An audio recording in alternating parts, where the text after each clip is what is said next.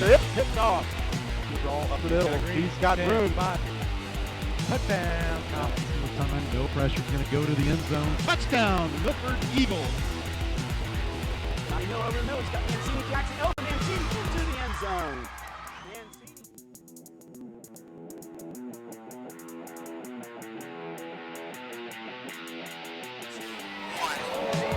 From the newly named Marvin Wilhelm Athletic Complex, it's Friday Night Football here on ICRC-TV. Going right into it here, Luke Westfoley alongside Ben Eisenbrock. We'll get to the keys to the game in a second.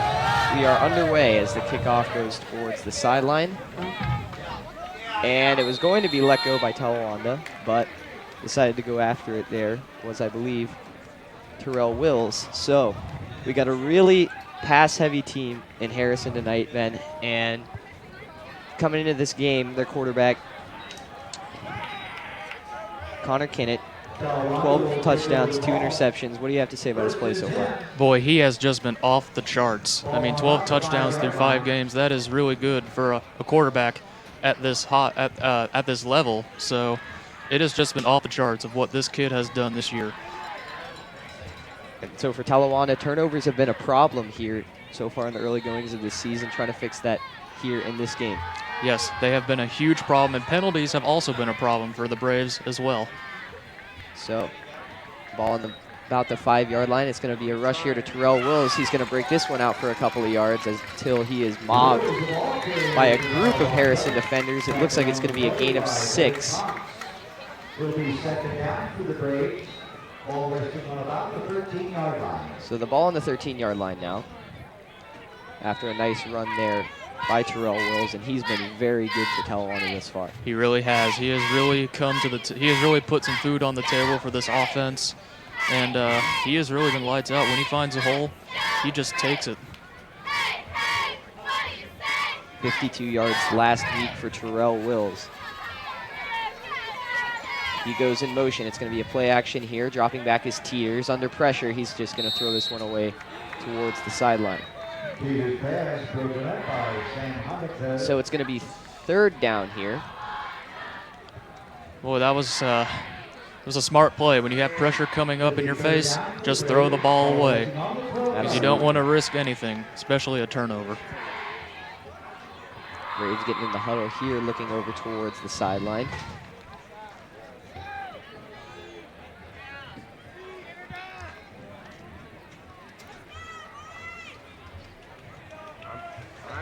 So they're going to have one man lined up on the outside. It's going to be Teeters in the shotgun.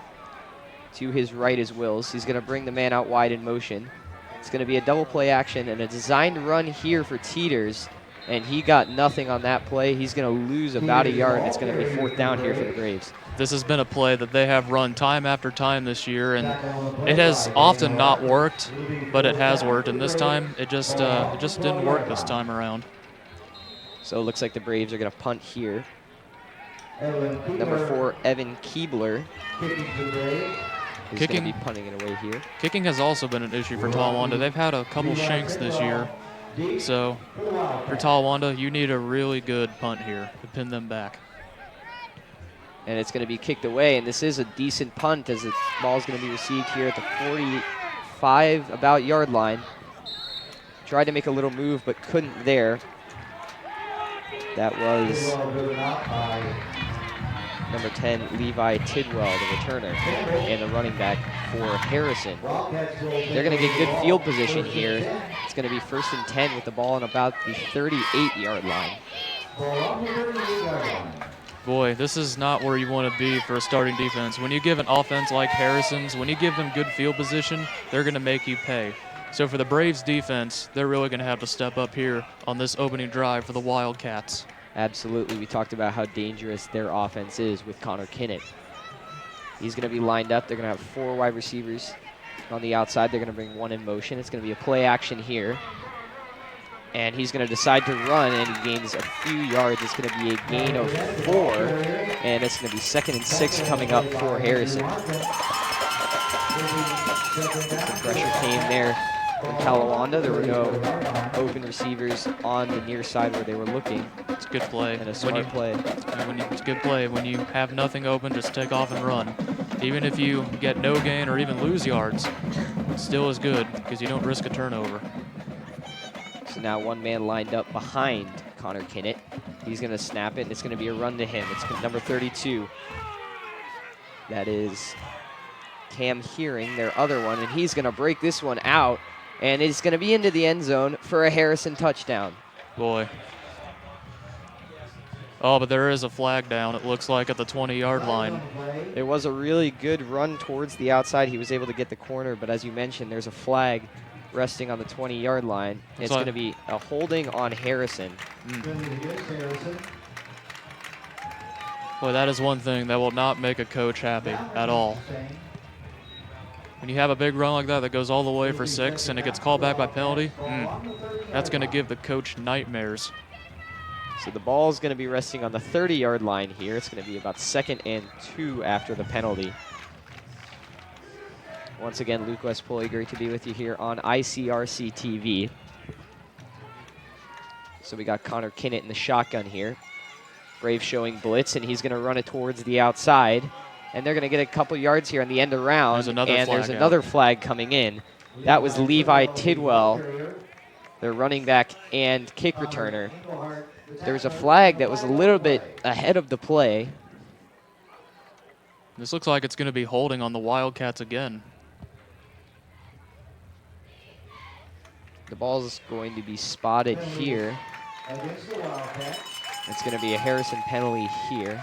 Looks like he said number 80, I believe. I can read some lips. That was Ben Reinstatler, the wide receiver. Ball on the 33-yard line now. It's a replay of 2nd down, so this is actually the 4th play of the drive for Harrison. And a drive that's pretty much gone backwards because of these 2 penalties. Absolutely. They've had 2 really good runs that have been called back. So Kinnett's going to drop back. He's got some receivers. He's going to look towards the end zone, and it is dropped there, and there's going to be a flag.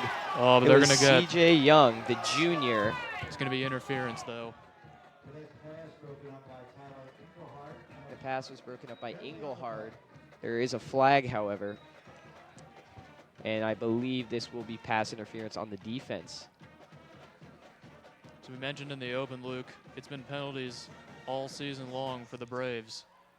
And it looks like this one will put them right at the 18-yard line. And absolutely, when you get these kinds of yards, when you're this deep, in your own end, you can't afford to give up these big yard penalties. Absolutely not. That was C.J. Young who almost had the catch there. Ball just got a little too far ahead of him. Braves are going to show blitz again here. Kinnett's going to look towards the outside. He's going to throw it. It's going to be Jay's feet, sorry. And he's going to break through a couple for a 1st down. It's going to be 1st and goal here. The ball will be spotted on the 6-yard line. This defense has had its woes this year, but at the same time, they've also had some good moments. They got a safety last week against Little Miami to start the game. I believe they had one against Eaton as well, so let's see if they can get a stop here. And so now they're going to run it up the gut, and it's going to be a powerful run there from Jacob Reardon, and he is going to go into the end zone for a Harrison touchdown. There were a couple Talawanda defenders who had a chance to tackle him, and he dropped his shoulder and kept the feet moving, and he ended up getting into the end zone. And Harrison is going to go up 6 on their 1st drive of the game. Yeah, there's another woe right there. Has been missed tackles. This team has missed a bunch of tackles this year, and that one cost them there and gave up 6. It's going to be Kyle Farfsing, the senior. The kick is good. He is now 21 for 21 this season on extra points. Very, very good for a high school kicker. So Ben, what have you thought so far of the opening Harrison drive? Well, obviously there was the long pass interference call that put him at the 18-yard line, and then the missed tackles. Those are two woes that we mentioned in the open for this Braves team. They've had a lot of woes, and there were just two of them right there. Absolutely. We saw how dangerous Connor Kinnett was. He really has a knack for that big play. We saw him going deep multiple times on that drive. So Harrison will kick off here. See if the Braves can get some yards, unlike their last possession. This is a good return team. So don't be alarmed if this is electric. So it's going to be Farsing on the kickoff. Braves would like to get better field position than they had last time. We're pinned inside their own 10, and Wills is going to come way up to the 15, and he's going to run it out. Wills gets through a couple men, and now he's going to get to about the 31-yard line before he's brought down. A nice return there by Terrell Wills.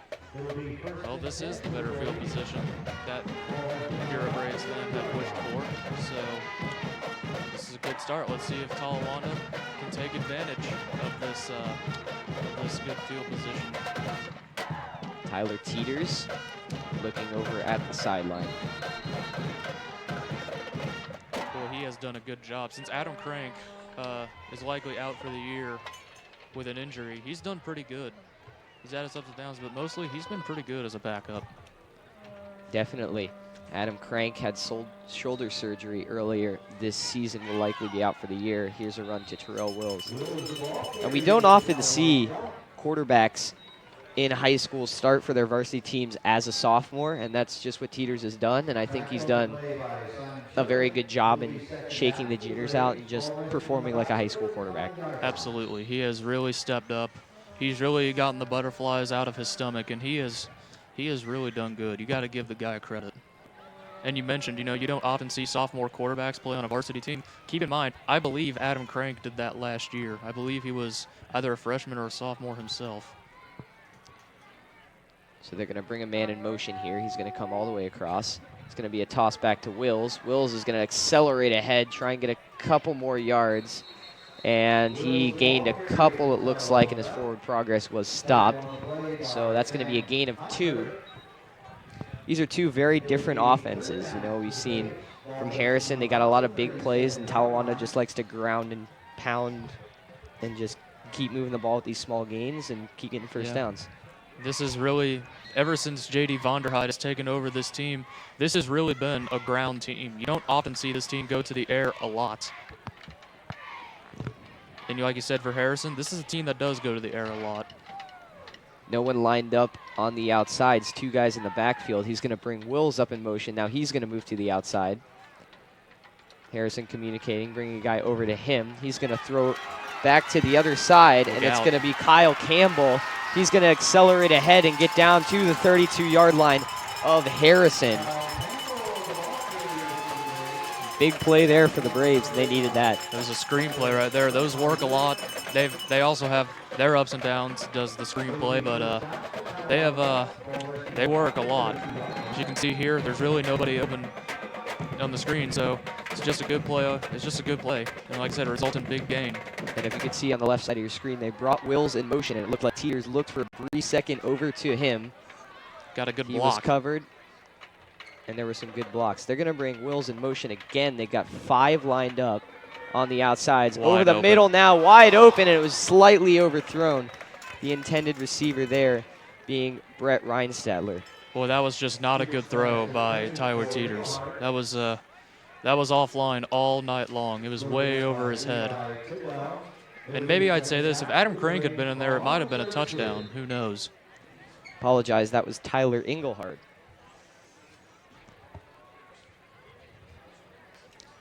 In case you know, Tyler Engelhardt, the brother of Kevin Engelhardt, another football player that used to play here at THS. He's a good player. So the Braves are going to pack everyone on the line here.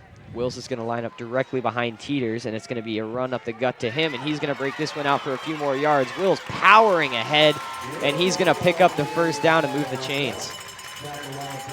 Boy, that was a good call right there. especially when you find a hole.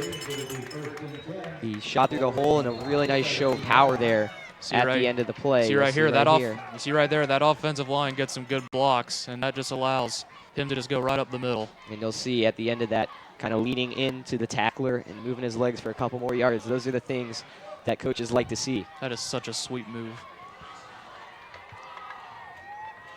So Wills is going to come in motion again. It's going to be a play action. Teeters is going to run outside and then cut back inside, and he is dragged down. In case we also didn't mention, Tyler Teeters is quite a runner. You know, he runs on a lot of plays. You know, he kind of reminds me of Braxton Miller, you know, the former quarterback at Ohio State.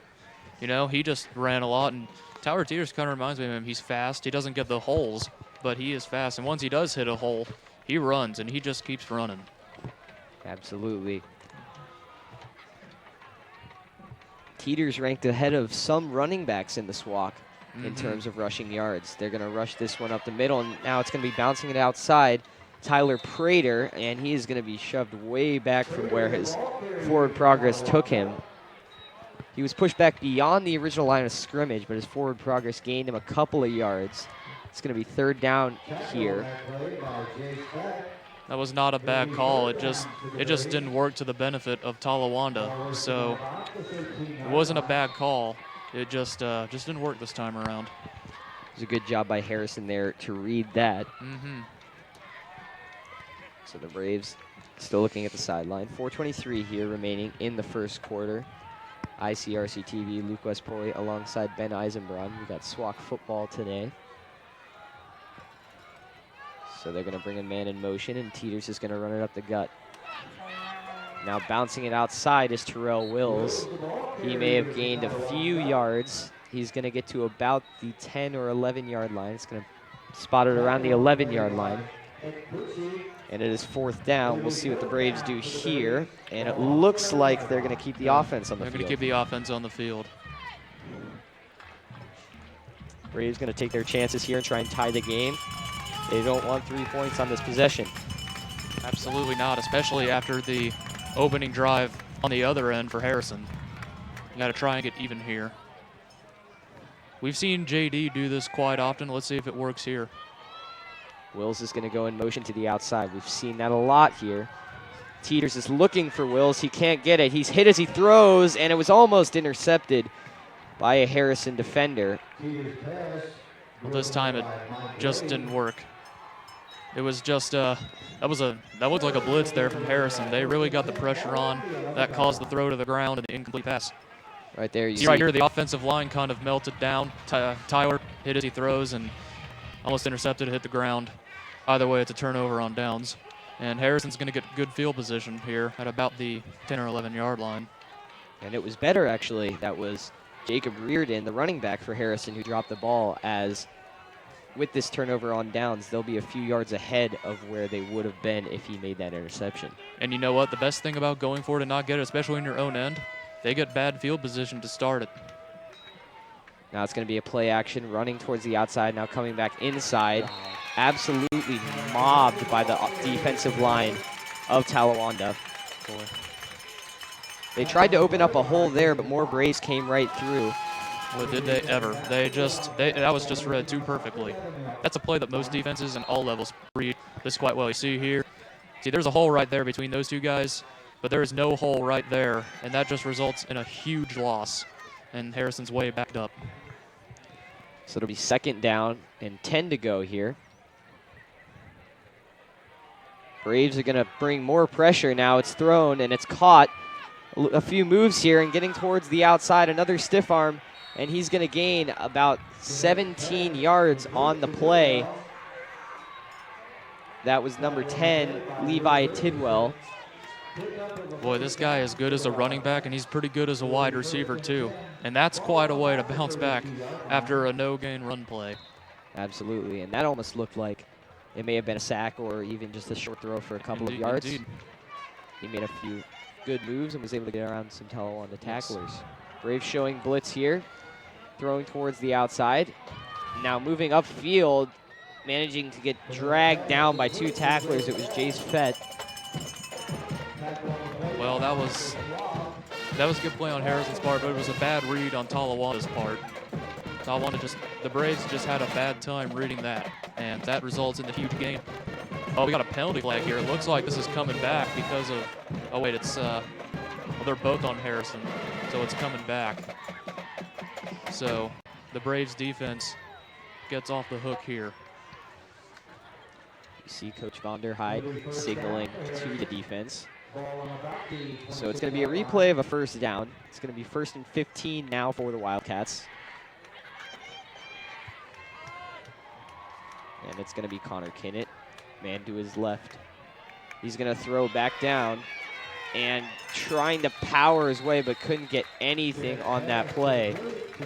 It was number 14, Jace Fett. We saw him on the last play. He does have some power, but the Braves read that very well, had 2 guys on him as soon as he caught it, and he was only able to gain about 2 yards. Yes, that was a perfect read there by Talawanda's defense, and it results in a gain of only 2 on the play.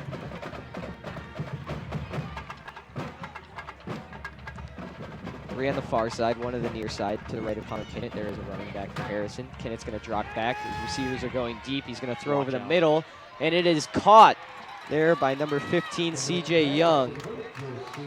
That's going to be a gain of about 30 or 40 yards. There is a flag at the 42-yard line. I believe that was after the play was over. Yeah, that came in really, really late. And on that play, that was kind of blown coverage there on the secondary of the Talawanda Braves.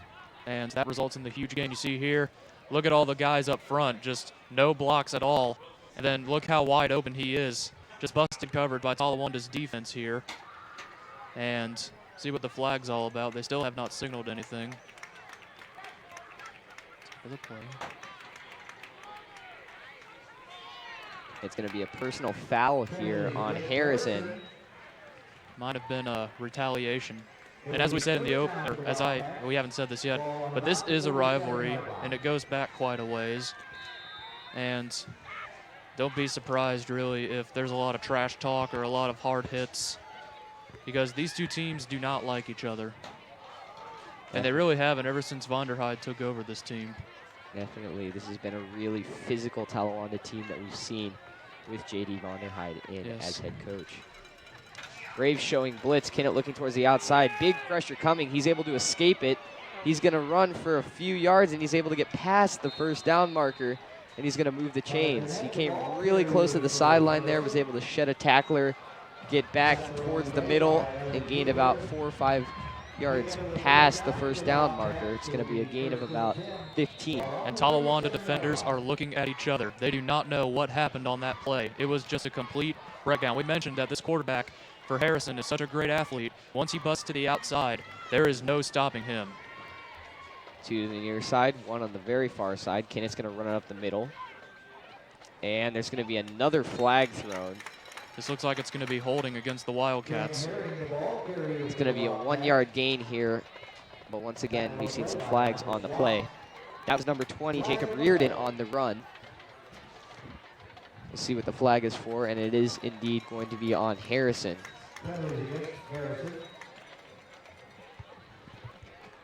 Approaching the end of the first quarter here at the Marvin Wilhelm Athletic Complex.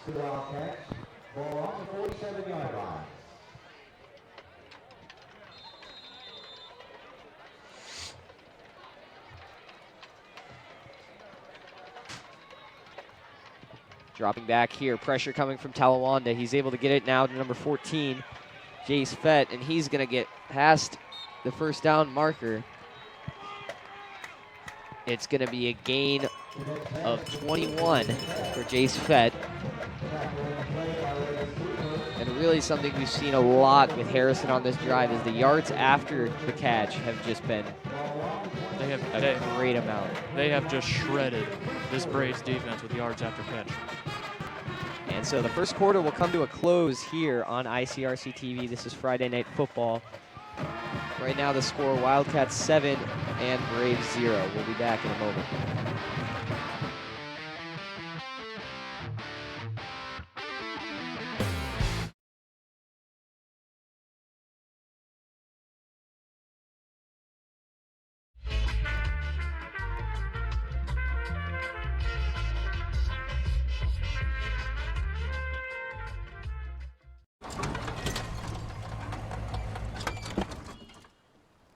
Talawanda, did you put a new dent in that?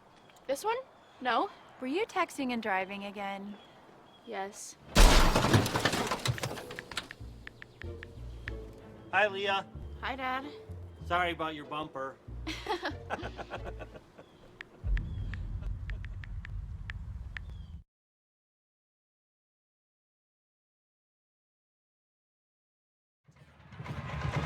Back here at Marvin Wilhelm Athletic Complex, it's Harrison versus Talawanda. Friday night football here on ICRC-TV. It was a Jersey night for the student section here at Talawanda. Wildcats have the lead 7-0, and they were driving in case you missed the first quarter. Connor Kinnett signaling to his players. He's got a man behind him. That is number 33, Brett Endress. He's a linebacker, and it looks like they're going to run it to him.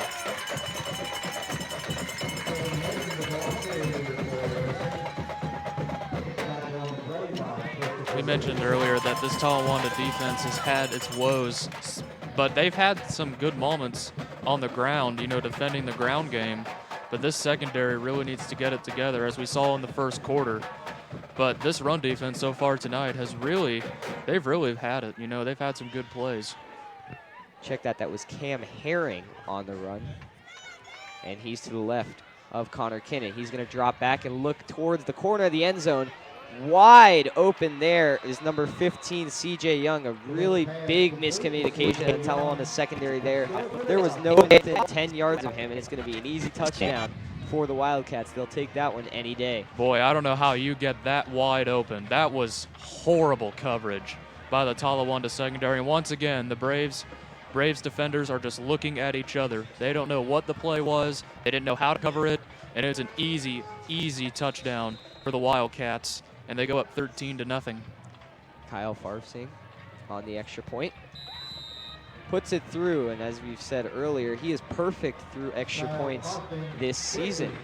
Now 22 for 22 for the Wildcats. He's like the Mike Nugent, who's another Ohio State player, especially in his days at Ohio State.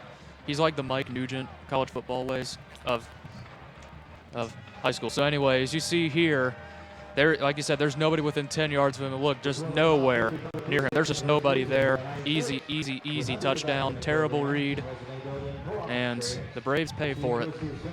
As you can see, they had two guys bunched up in coverage on that group of receivers that was there. There was a miscommunication, and they forgot one of the receivers. That receiver was CJ Young, and he found himself wide open in the end zone. You don't get any more wide open than that. I don't think I've ever seen a quarterback throw to a receiver that wide open, especially in high school. I've seen it in the NFL and even college a couple times, but I don't think in high school. In high school, I don't think it can get that wide open. So kicking off here. Wildcats up 14-0. Braves trying to get something going on offense. They had a decent drive going on the last one. It was unfortunately for them stopped at around the 13 or 14 yard line. They turned it over on downs. Looking to get a score here. This has to be the time where they have to start making a comeback. We've seen it before. They can make the game interesting, but if they're going to get it back in this game, it needs to start now. Absolutely, Harrison has all the momentum right now. And this could start with a good return by Terrell Wills. He's going to get it at around the 4 yard line, accelerate upfield. There's going to be a lot of defenders towards the inside. He's going to try and cut out, and he's going to get dragged down at around the 17. It's going to be about a 13-yard return. And we'll see the Braves offense for the third time in this game. Well, Talawanda's offense has had plenty to worry about tonight. They've gone 3 and out their first 2 drives of the night. What they really need to do, they really need to advance the ball and try to get a first down. They have not gotten a first down. Well, actually, I take that back. They have. But their first 2 drives, they have come up with no points. If you're Talawanda right now, you have to get a drive that results in points. Even if it's just a field goal, you have to get points on this drive because you don't want Harrison to deliver an early knockout. No one in the backfield, 3 bunched up to the near side, 1 to the far side as Wills is brought in motion. It's going to be designed run here. Teeters breaking up field. He's going to push the pile, and he's going to gain about 9 yards. That was a very nice gain by Tyler Teeters. Didn't look like he was going to get anything on that play. Boy, he is a strong guy. I've never met the guy, but he is very strong. He can really put in the effort. When he gets a play like that where it looks like he's going to get nothing, he will push, he will fight until he gets what he wants. Even if it's just a 1 yard gain, he will fight you until you get him down. Braves packed on the offensive line here. Terrell Wills is going to get the run. He's going to try and bounce it outside, and there was nothing there for him. It was read there by the Harrison defense. He tried to bounce it out as there were no holes inside the line. And that was jumped by 3 Harrison players as soon as they saw that one. This D-line has really had some good moments tonight for Harrison. They have read the run all night long. There's going to be 3rd down and 1 here for the Braves, looking towards the sideline. Well, if I'm Talawanda, I'm thinking, okay, we just need to rush this up the middle, because what else could go wrong? So it's going to be, looks like a shotgun here. The Braves are going to load up on the line. Watch the one to the far side on the top of your screen here. Teeters getting ready. They're going to bring that man on the wide into motion. It's going to be a fake end around, and they're going to try and gain some yards, and he's going to end up losing about a half yard. It's going to be 4th and 2. Not something you wanted to see for Talawanda, but a very good defensive series for Harrison. Well, now they're going to punt. So, not that I blame. You don't want to run anything here. You don't want to run a risk of not getting it and putting them in their own end. So, it's a good decision here to punt. So Evan Keebler, we've seen him once before this game. It's going to be a high snap. He's going to boot it away. It was nearly blocked by Harrison, but this is a very good punt. It's going to take a Braves roll all the way inside the 25-yard line, down to about the 24, where it will be touched by the Braves. Boy, that is a dream come true for a punter. That is a very nice punt by Evan Keebler. Defense trying to use that momentum now, maybe get a stop here. I think this is where you have to get a stop, because Harrison, their first 2 drives of the football game, have resulted in touchdowns. So this Braves defense, which really has been its Achilles heel all season, they need to get a stop here, or else Harrison might deliver the knockout blow really early here in the 2nd quarter. We've seen that electric offense for Harrison. They can score very quickly. They're kind of like Ohio State's offense. Once Ohio State scores, lights out. That's what Harrison's done tonight. It's going to be an end around here, and the Braves are going to read that pretty well. It was number 32, Cam Herring, on the play. He was lined up on the outside. So an outside run. It was read pretty well by the Braves. It was a 2-yard gain there for Cam Herring. That's one good way to start out a defensive drive. You got to limit them to a short yard, and now you get 2 more tries. Now in the shotgun. 3 to the far side, none to the near side. Looking that way, it's going to be thrown over the top, and it's going to be caught by number 14, Jace Fett, there on the screen play. He's going to move the chains. It's a good call there by Harrison. This is a play that they have called a lot this year. It's not the screenplay exactly, but it's close. And it has worked to the benefit of the Wildcats offense. We've seen a lot of these mid-sized gains. We haven't really seen many 30, 40-yard plays from Harrison, but we have seen a lot of those in the lower double digits, and they're really just going right through Talawanda's defense right now. They sure have, especially that secondary. Bringing a man in motion to the near side, one to the far side. Dropping back now, and he is getting sacked. That was number 75 for Talawanda, Andrew Markham. Now that is what the Braves, that's for the Braves, that is exactly what the doctor ordered as a sack. There's a good read there. And so it's going to be 2nd down, and it looks like 20. There was just nothing there for Harrison to work with, and some really good pressure was brought on there by Talawanda. Absolutely, absolutely. So it's going to be Kinnett, drop back. He's looking deep, and he is going to get sacked again. That sack was by number 54, Michael Schwab, the junior. Boy. 6'3", 220 pounds, and he ran hard into Connor Kinnett. Looked like Kinnett was looking deep there, and he just didn't have anything. He held the ball for a little too long. You said earlier that this has been a physical team since J.D. Vonderheide has taken over this Brave squad. Well, that just kind of proved it right there. I mean, Schwab just obliterated that guy for Harrison. Now this is where you really need to get a stop. At 3rd and 27, you cannot get a big play here. They're going to look for the big play, and they're going to get it now.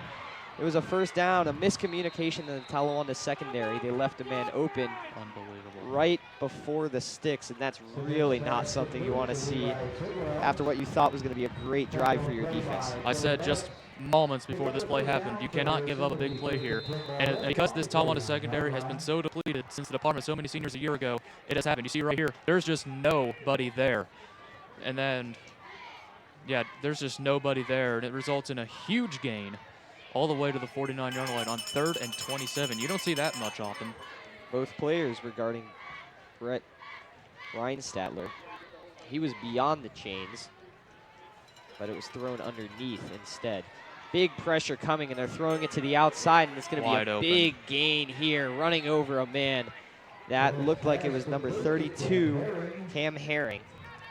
He's a running back and a defensive back, and we've seen a lot of strength out of him thus far. Absolutely. He has really come tonight. See right here, again, there's just nobody covering him. This Braves, they're just all focusing on one guy. They leave him open, and he just gets a big gain. And once again, Talawanda's defense, especially that secondary, just letting down again here.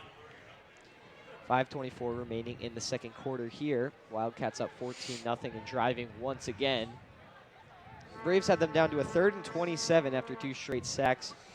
Big play by Harrison, and they were able to get the first down. And now that big play that they gave up is really proving costly as Harrison is driving.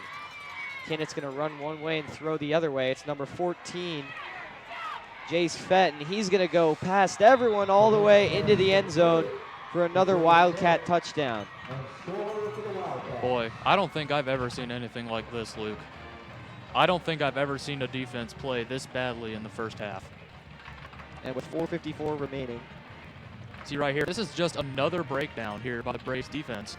See right here, there is just nobody covering a Wildcat receiver. We've seen this now on about 4 of the last 5 plays. There is just nobody covering a Wildcat receiver, and as a result of that, they really paid for it there with a touchdown and now the extra point. So Harrison up by 3 touchdowns with 4:54 remaining in the second quarter. I think Talawanda, at least in the first half, I think they found a new thing to worry about, and that's the secondary. This secondary has been burned all year, especially tonight. They just added insult to that injury. And you see Coach Bird, the defensive coordinator right there for the Braves. He has really just not had a secondary this year.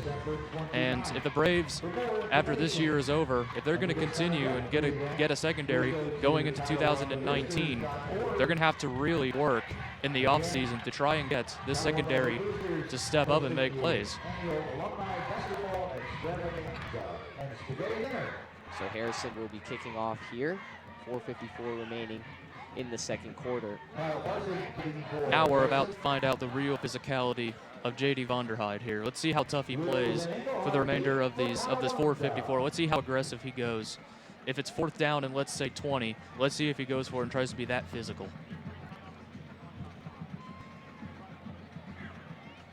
So we've seen the Wildcats kick it to Terrell Wills all night so far. Let's see if they do that again, and it looks like they will. Wills is going to get this one around the 16. He's going to try and return it up the far side, and he's going to get past a couple of blockers and get past the 30-yard line. And this is a huge series for the Braves offense. They've got pretty good field position, and they really need to put some points on the board. Absolutely. You cannot let down here. You're down by 3 touchdowns. You absolutely have to score here.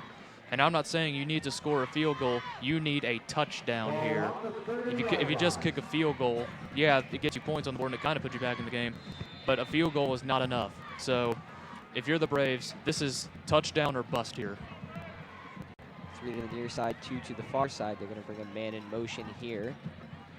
That's Luke Richardson dropping back his teeters. He's going to look to the near side, and it was over the head of number 23, Kyle Campbell, the tight end for the Braves. That's been another issue, has been the overthrows. We've seen a lot of overthrows tonight from Tyler Teeters. There was the wide open play on their, I believe it was the first or second drive, that was over the receiver's head. That one was another overthrow. And because of that, that's why this Braves offense has really just not been in click. Like we've seen most of the year, most of the time they're in click. But tonight, because of those overthrows, it's not in click. 2 to the far side, 1 to the near side. Timeout. Miscommunication on the sideline, and the Braves are going to have to burn a timeout here. 4:44 to go in the first half. You know what? I bet JD is going to come out here and say, okay, look, we're down 3 touchdowns. We're still in this game here. You know, this game's far from over. So we really need to start playing aggressive. We need to get our heads out of the fog, and we need to focus on this 21-0 hole, because if we just keep letting down, especially on defense, especially the secondary to be exact, we're just going to get smoked. We saw this last week with Little Miami. We even saw it a little bit in the Eaton game.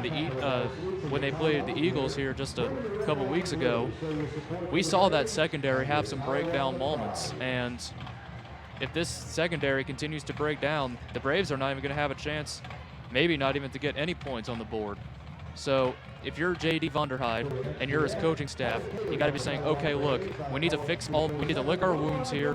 Yeah, we have 4:44 till halftime, so we have a whole half to think about it. But if we're going to get back in this football game, it doesn't start in the second half. It starts now. We're going to go down the field, and we need to score here. Because if we can't score any points, let alone a touchdown, then it's going to be a long, long, ugly night. So if you're JD, you're basically saying, okay, it starts now. Now we need to start playing physically and mentally as well. So Teeters is going to line up. He's going to have 2 guys in the backfield with him, 1 to the near side, another to the far side.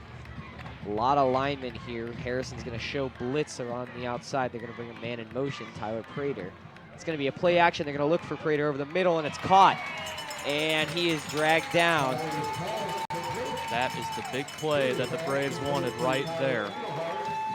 Excuse me, that was Tyler Engelhard, not Tyler Prater there on the catch, and that's a big play that the Braves really needed. Absolutely, and that is exactly, I'm sure, that's exactly what JD said here, right here.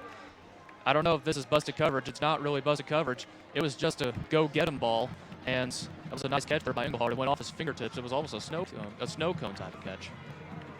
Flag on the play. It's likely going to be a hold on the Braves, so this one will probably come back. It's going to be caught by number 3, Tyler Prater.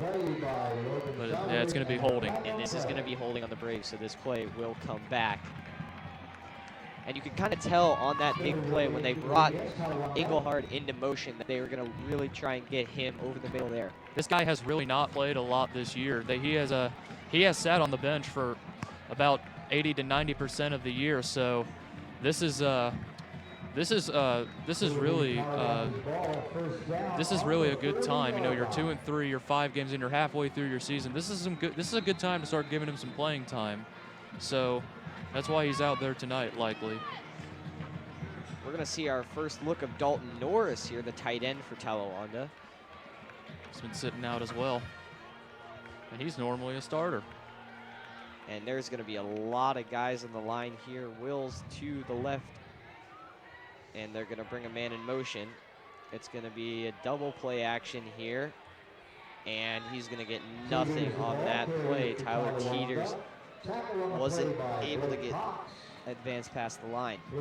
Not a bad play call, again, but just great cover, or I should say great read by the Harrison defense. That D-line has really stepped up and done its job tonight, so you got to give the Wildcats credit where credit is due. Absolutely. We saw a really good performance last week out of Harrison against a really good Edgewood team. They fell in that game 42-35, but it was a very, very good performance, and Edgewood is a very good football team. Absolutely. This is what Harrison's all about. This team will fight you to the nail. They will not go quietly. Even if you're up so big, they will not go away at all until the clock reads zeros. And we're going to get another timeout. We're going to see a frustrated coaching staff from Talawanda here. Boy, that's another problem tonight has been miscommunication. They have not communicated well tonight. And it's not just on the defense. It's been on the offense too. That's why they've had to waste 2 timeouts here. So they've got to get this communicating together. And you mentioned Edgewood. They play Edgewood in a couple of weeks to Talawanda. Well, if they watch this film right here that we're recording right now, if they watch this and they see what's happening right now as we're live, Edgewood's going to say, okay, we got this. So if you're Talawanda, you got to say, okay, if Edgewood is watching this game live or when they watch it later, you got to say, okay, we're not like that. You know, that was just a bad night. We have to show Edgewood who we really are and show that we're not the same old Braves as people keep calling us, that we're the new Braves. Yes, we may be 2-4 after the night or 2-5 if they lose at Mount Healthy next week, but we got to show that we are a physical team and we can fight to the finish.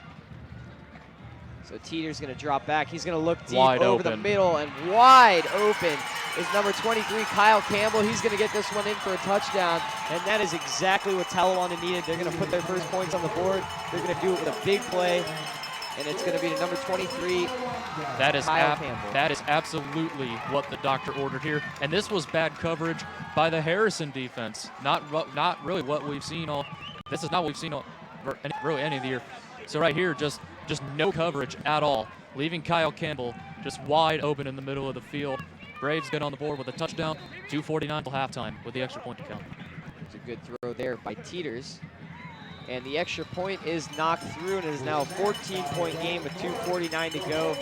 And the Braves really needed a score right there, and they got it. See, I said before this drive that we're going to start seeing the physicality of J.D. Vonderheide. Is he going to play aggressive? Well, after the miscommunication mistakes, they came back big with that touchdown strike. Just a beautiful throw to Kyle Campbell, number 23. So that'll get some life back into the stadium, will it not? Absolutely. Awaiting the kickoff here. We got a big night in the SWAC now. We got all 7 teams playing. Edgewood playing Ross. Obviously, this game that you're watching, Harrison at Talawanda. Northwest is going to play undefeated Little Miami. That should be a very good game. That one's at Little Miami. And Mount Healthy will battle Campbell County at home this week. Mount Healthy, Talawanda goes to Mount Healthy next week, and they still have to play Northwest on the road. And they do have, like I said, Edgewood. They do have Edgewood to come here for the final home game of the season, which will be a senior night here at Marvin Wilhelm Center.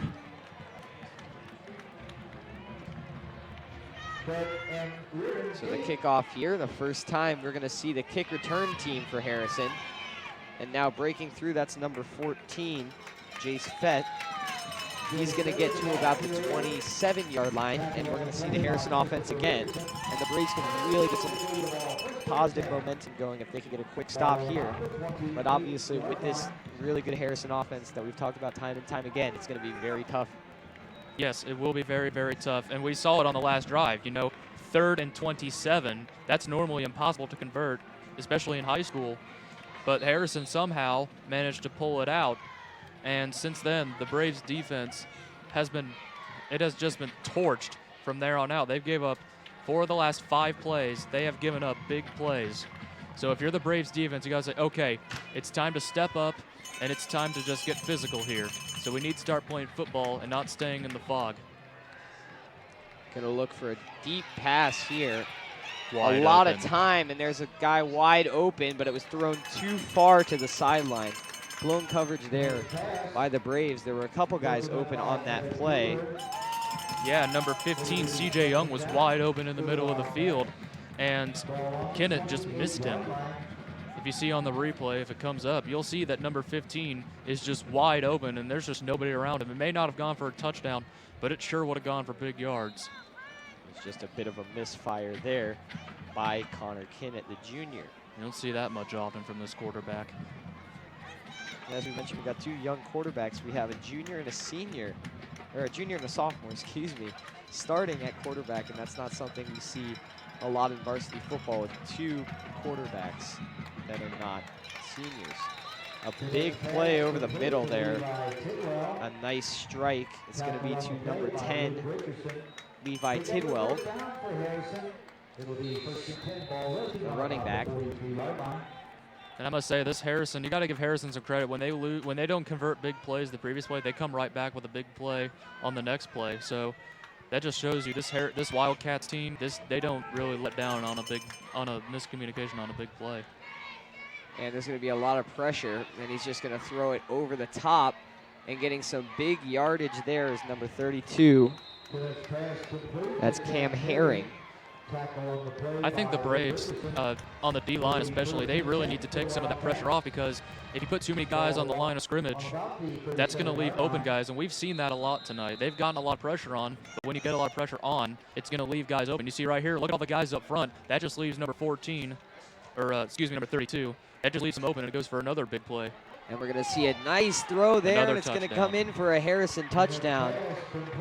Guess how that happened? Bad coverage on the secondary. Just miscommunication. And it was a really nice throw there by Connor Kinnett, put it right in the window. Boy, it and sure Harrison is going to retake their lead with 1:42 here to go in the second quarter. Boy, that's just a bad nightmare after that long drive for the touchdown for Talonada. You see right here, this is just bad miscommunication by the Braves defense. They have not been able to cover guys, especially when it goes to the quarter of the end zone. So that's something they got to fix. It was thrown over the top there, and we're going to see another extra point kicked, and it's going to be good.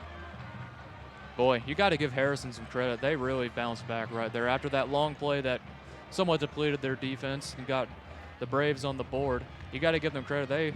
They struck right back to put the margin right back at 21 points. So, you got to really give the Wildcats some credit where credit is due. And this is only a second season we've seen out of their head coach, Derek Rehage. However, he is familiar with the program. He was a defensive coordinator for 4 seasons. Prior to that, he was promoted to head coach last March. Sure was. He was a great defensive coordinator for this Harrison team for a long time. And he used to have some great defenses. And that even continues here. He has had some good defense. He's had a good defense last year, and he has a good one right now. So, yeah, he's a really good coach. He knows the game very well. Yeah, he just knows the game very well, and that's why he's a pretty good head coach for this Wildcats team. And as you mentioned, defensive coordinator. So, absolutely. Obviously, when you have those defensive coordinators turn coaches, you're going to see very strong defenses, and that's what we've seen out of Harrison today. Yes, it has.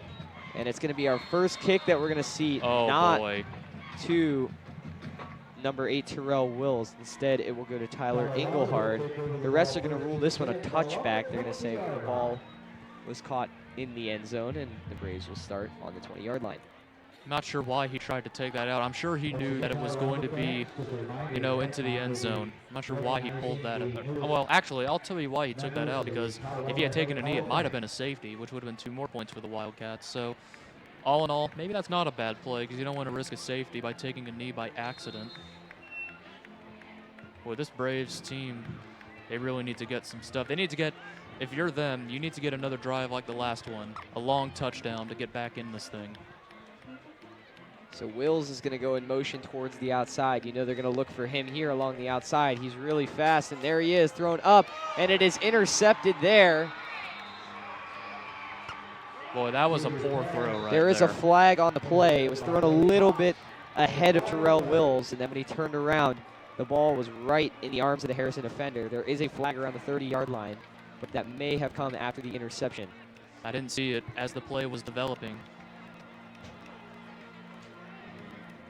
So that looked like it was Blake Cox, the junior. Oh, it looks like it's going to be, it's against Harrison. It looks like it's going to be, it's actually after the play. They signal, thank you, personal foul after the play. And, yeah, it's going to push him back. But all in all, on that throw, that was a poor throw, but there by Tyler Tears. You see right here, as the replay shows, you're going to see there's going to be some pressure, somewhat pressure. Actually, there's no pressure in his face. I think he just underthrew it. Yeah, he just underthrew that, and I didn't see the personal foul right there. But there was no pressure. I think it just slipped out of his hand. I mean, it was way underthrown, but yeah, it just slipped out of his hand. 1:33 remaining in the first half here. And it's going to be another catch for Harrison. They're going to race up the field for a big gain here, getting down to about the 38-yard line into Braves territory. Same old thing. You know, we have seen it time and time again tonight. There's just nobody at all covering a Wildcat receiver. It doesn't matter if it's a deep pass or if it's a short pass. It has just been, it really just has been breakdown, breakdown, breakdown. And I don't know. It's just not looking good right now for this Braves team as a whole, because the offense has done its part badly. Number 10, Levi Tidwell on the catch there. They're going to bring him in motion. And there's going to be a lot of pressure here for the Braves, and getting sacked on that play for about a loss of 3 or 4 yards. And we've seen a lot of pressure from the Braves today, and they were able to finally get a couple sacks. Yes, they did get. Yes, they got a sack right there, and they were actually really lucky to get that sack, because if you see a replay of this play, number 10, I believe it was wide open down the sideline, and I believe had Connor Kinnett found him, it would have been another touchdown. So you got to give some credit. Timeout taken by, I think a timeout was taken by Harrison, by the way. Thank you. Harrison called a timeout. So this was a lucky play for the Braves, because if you had given Kinnett time, he would have found him open on the sideline, and that would have been yet another defensive breakdown and another Harrison touchdown. But it wasn't. So give Talawanda some credit for finally getting the pressure on. Actually, for good this time, for getting the sack. So now it's 2nd and 14. Let's see what else the defense can do on this drive. With under a minute to play now, the Braves just trying to hold Harrison out of the end zone, not trying to think about maybe getting the ball back before half. A lot of pressure coming. He's able to shed one tackle, and it's going to be thrown over the middle. It's caught by number 10, Levi Tidwell, and he's going to pick up a first down. And you might want to call a timeout here, Harrison, because you got a running clock.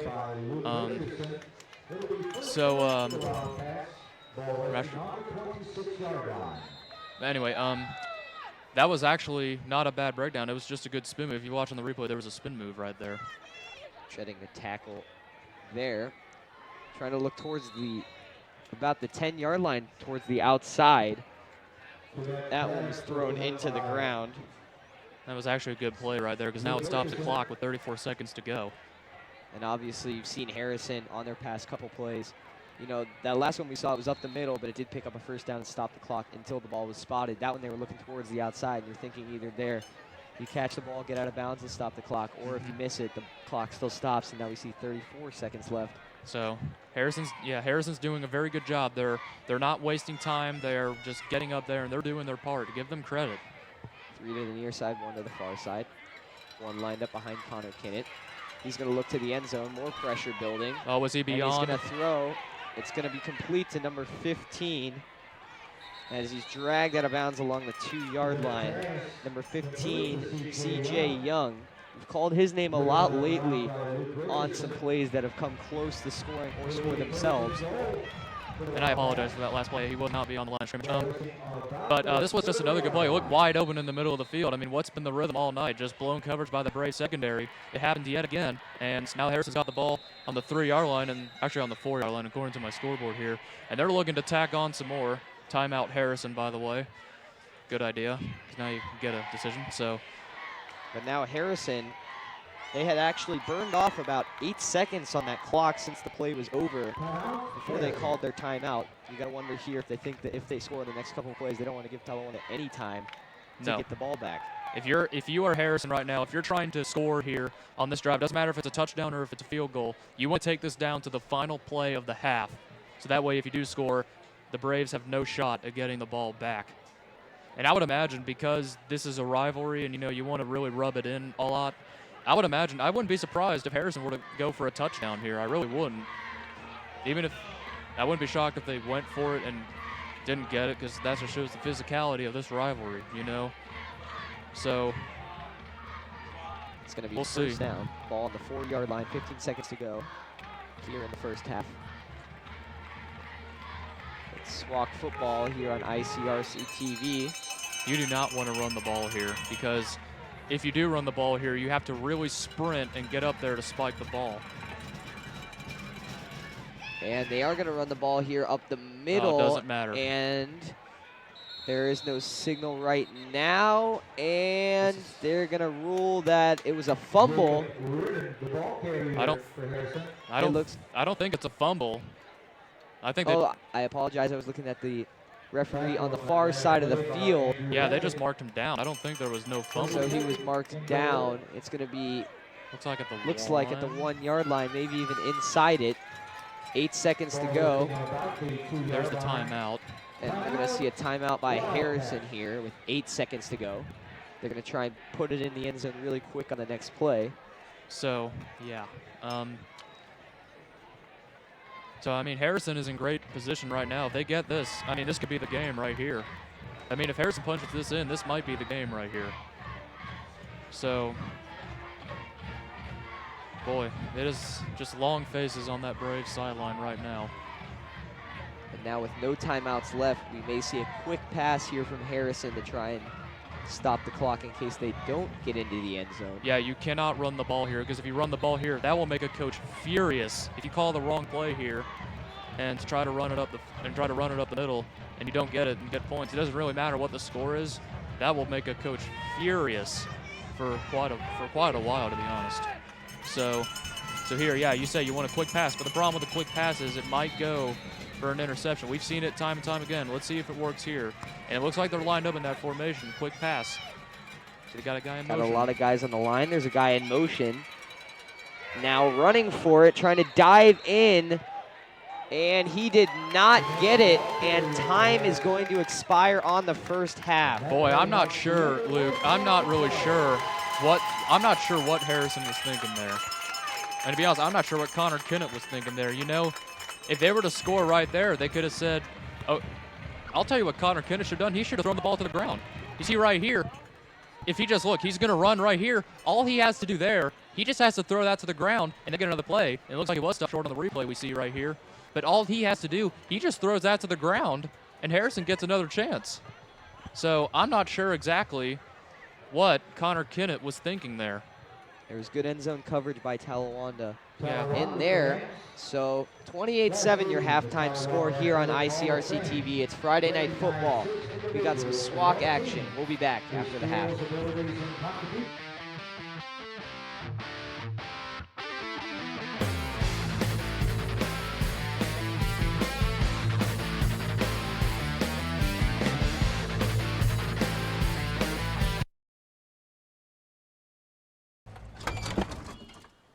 Leah, did you put a new dent in that? This one? No. Were you texting and driving again? Yes. Hi, Leah. Hi, Dad. Sorry about your bumper.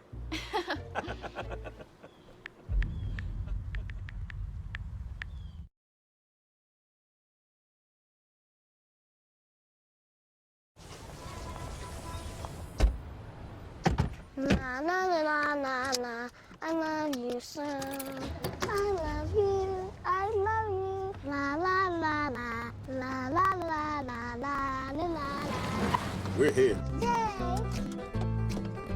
It's a short drive from your neighborhood to your naturehood. To find a neighborhood park or green space near you, visit discovertheforest.org.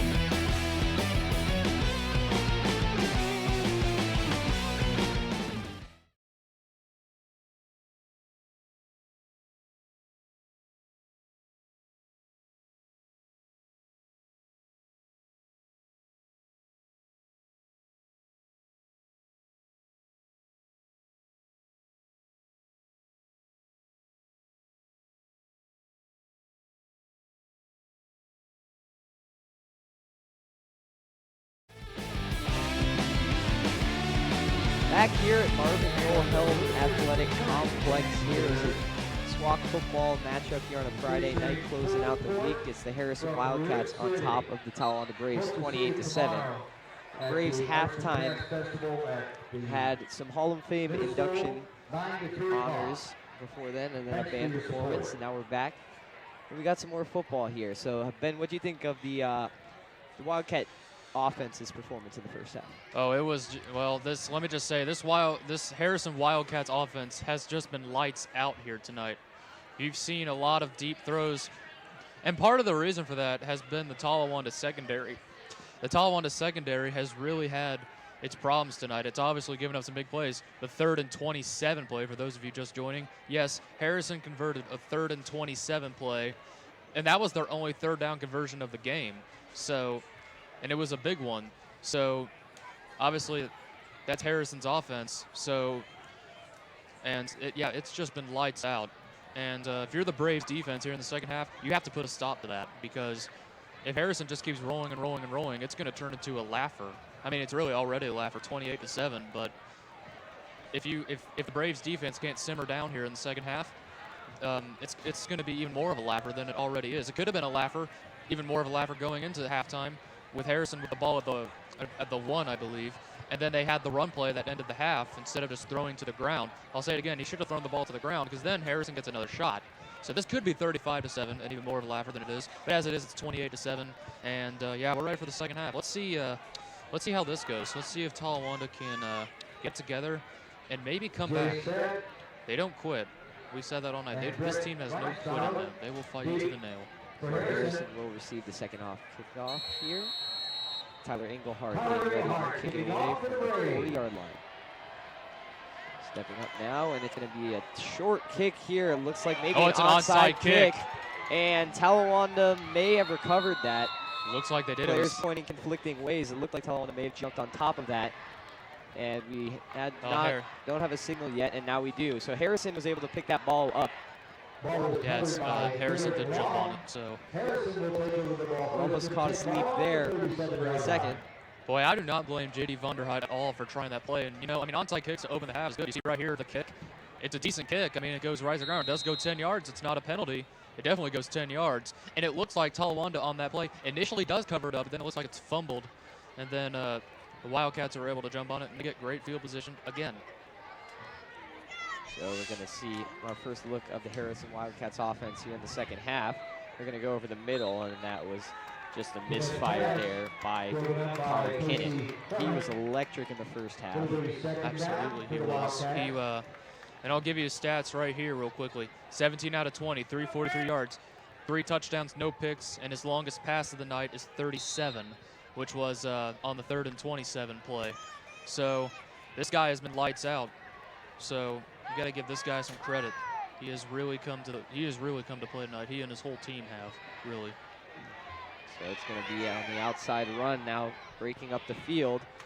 That was number 11 for Harrison St. Hearing. And it's not only been Harrison's air game, it's been their ground game. Their ground game has had a good night tonight too.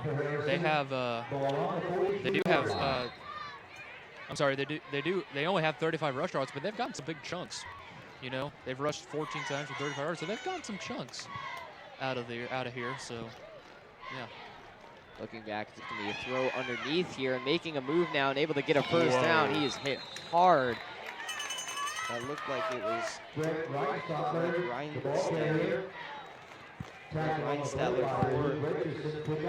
Harrison. He made a good move to gain a couple of more yards, put himself right in the middle of the field, and he was hit really hard by Luke Richardson on that play. Boy, you talk about hard. That was as hard as it comes. You know, it's just, that's as hard as it comes. Dropping back now, we're just going to see a pass underneath, but it's going to be broken away for big yardage down to the 30-yard line of Talawanda. That was number 10, Levi Tidwell. The running back, he's had some big receptions tonight. Sure has. He's not just a good running back, he's a good receiver too. And he's really been the click, the ignition for this offense. You see right here on the replay, just nobody there yet again for the Braves. That's been the Achilles heel of the night. It's been that secondary. They have really broken down, and they just can't get him down until they're finally just able to. Man in motion now. And they're going to run it over here. It's going to be on the outside. There's a flag on the play. A nice move to spin away from that, but it's Cam Herring. It looks like this one's probably going to come back. It's going to be a Harrison hold. Yeah, it's going to be a holding call. Yep. It's going to be a hold here on Harrison, so that play will come back. It was a nice play there by Henry trying to bring it out. Take a look. Spin move here. Take a look. So you see, I don't know if you can see it on a replay, but right about there, as you can see, number, I can't tell what that is. But yeah, they got a holding call. It's pretty clear on the replay that you're seeing on your television, or computer, I should say, if you're watching this on YouTube. So, yeah, it's a clear hold. And I did mention, or we mentioned before the game, the Achilles heel for the Braves has been penalties, one of their Achilles heels. But tonight, it seems to be the Achilles heel for the Harrison Wildcats. Pretty unusual. Dropping back is Kennett. He's looking really deep. And he's going to try and run, and the pocket just collapsed in on him. He's going to lose a couple yards. Boy, I'm not sure. I'm not sure if he would have completed that or not, because I didn't see any open guys down the field. But yeah, like you said, the pocket just collapses on him. And this guy, this Kennett kid is really he's pretty good from the pocket. So it's just one of those rare occurrences where the pocket just collapses and they get the sack, officially for a loss of 4. So, yeah. So it's going to be 2nd and 23 now with the ball on the 44-yard line. Kennett's going to drop back, turn, and throw to the other side, shedding a tackle there, and was brought down. It was number 14, Jace Fett.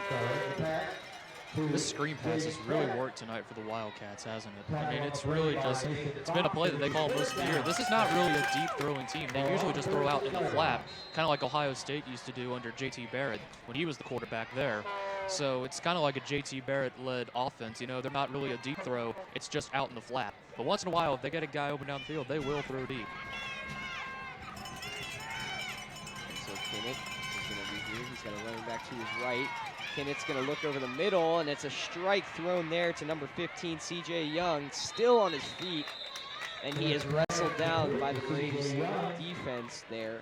Boy, that was a nice throw. Boy, yeah, you mentioned that was a perfect pass on that play. It was just a beautiful spiral, and it was just right in the bucket of the Harrison receiver.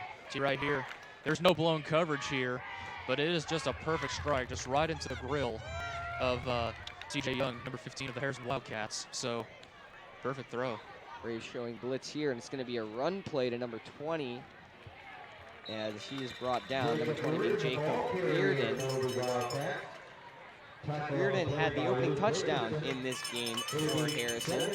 This time he just didn't find a hole. He did get some yards, but the hole wasn't there. It's officially a 1-yard gain. So, yeah. But no, I mean, now that Harrison is officially in Talawanda territory, this is the part where the Braves have to say, okay, we can't allow points here. We have to hold them to nothing more than a field goal if we want to stay in this ball game.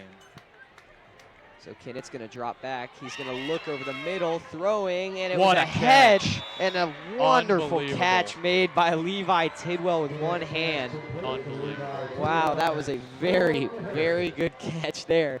And Harrison will go up 34-7. You'll see put that on the replay here. Put that on Sports Illustrated. Can Odell Beckham do that? Look at this. Just the watch throw. the throw. The throw is perfect, but look at this catch. That is incredible. That is incredible. It was pretty good coverage on the part of Talawanda there, but that was just a very, very good catch by Levi Tidwell. Oh, it's botched. Oh, and can it's you botched, believe and that? It's thrown into the end zone, and they convert the 2-point conversion. Boy, you talk about everything going right for the Harrison Wildcats tonight. This just puts the cherry on top of the cake. I mean, this is unbelievable. And it looked like it was just going to absolutely collapse on top of them. Boy. The holder made a desperation throw, hoping someone was maybe there for Harrison, and there was someone there. Boy, they converted for 2 points. Well, I'm telling you what, these last couple plays, I don't think I've ever seen anything like that combined. You have the one-handed catch for a touchdown, and then you have a botched extra point that turns into a 2-point conversion. Boy, you talk about wacky, man. These last, oh my gosh. Yeah, in case you missed it, watch this catch. If this doesn't go on ESPN Sports Center, I don't know. If this isn't the best catch I've seen by a high school receiver, I don't know what is. ESPN, you have to put that on your highlight video because that is just an incredible catch. And it really just proves that this is Harrison's night here, really. So it's just incredible. So 36-7 your score here, 7:30 remaining in the third quarter. And I'm sure Talawanda's on that sideline thinking, man, is anything going to go our way tonight? I mean, we've had plays that normally can't be made, a one-handed catch for a touchdown, and now a botched extra point that turns into a two-point conversion. Man, this is really not our night tonight. Harrison's going to rush a guy out late for the kickoff here. And they're going to get it away. It's going to come back, and it's going to be to Tyler Engelhard, and he muffs this one, but he's able to recover, pick it back up, and keep his legs moving for a couple more yards. He's going to get beyond the 20-yard line to about the 22 or 21-yard line right here, and the Braves offense is going to come out. I officially put that down as a miscue because I wonder if he hadn't botched that, I wonder if he would have taken that a little further than it appeared he would have gone. Because, I mean, he botched it. That's why he lost a couple more yards than he should have gotten.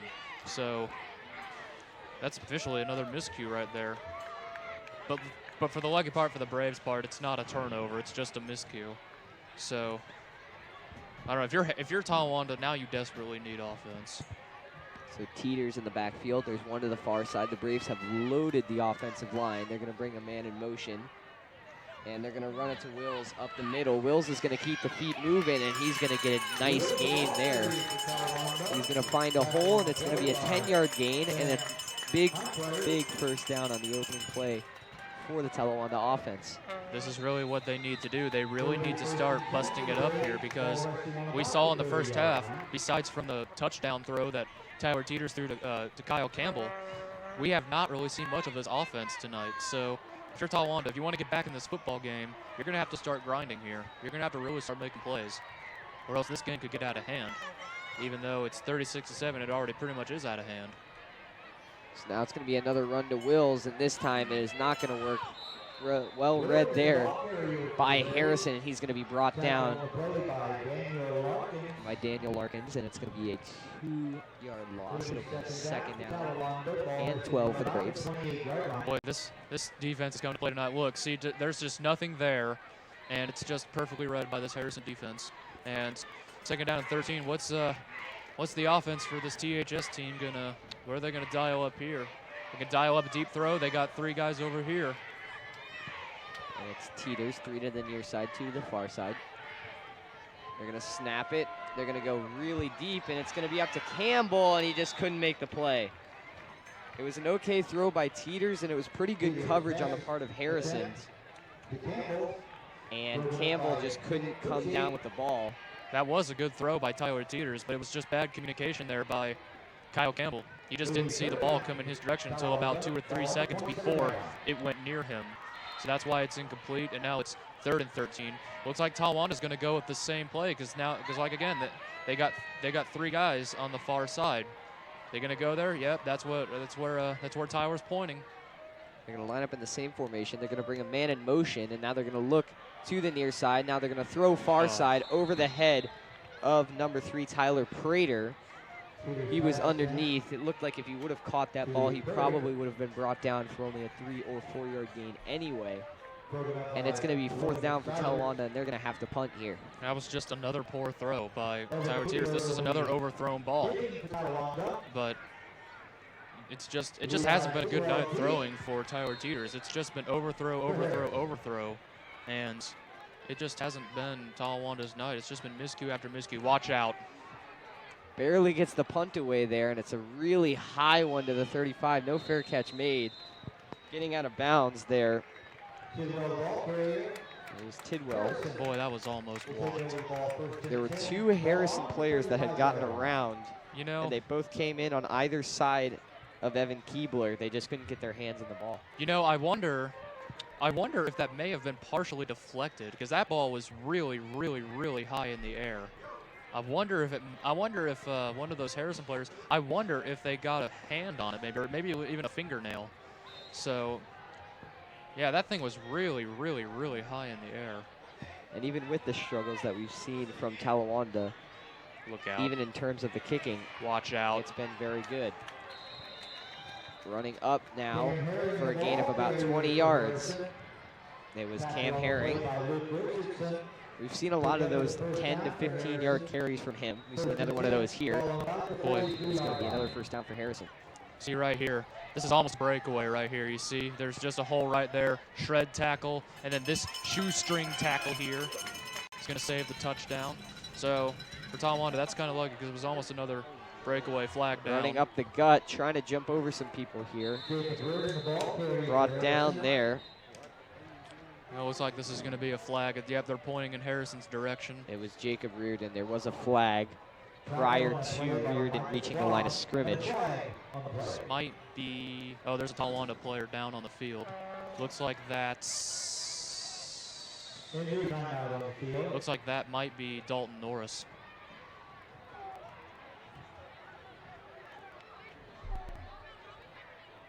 Yeah, that looks like it's Dalton Number Norris. 36, indeed, Dalton Norris. Oh boy. 6'2", 210-pound junior. He plays tight end and linebacker, really strong, solidly built player. Oh boy. Junior varsity football and boys football tomorrow. We know Dalton because we see him every day in school. He is a very tough guy. He's basically one of the captains of this team. He always keeps the team riled up. And oh boy. Boys varsity volleyball tomorrow at 12 o'clock at Eaton Community Schools. Starts about 12 o'clock. Good luck, ladies. You just got to hope that this is not a serious injury.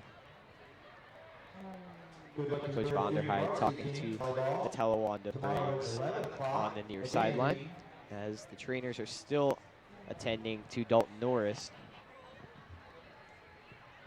And hopefully this is not anything serious here. From what I'm seeing, it looks like they might be checking out his leg. Somewhere in the range of his leg, maybe from his upper leg and his calf area, or not his calf, his quad area, I should say, to about his knee area.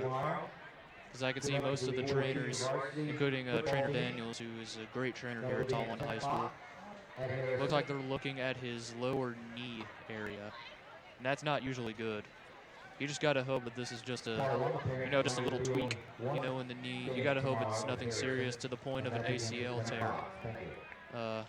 Dalton Norris, great guy, great leader. God bless his heart.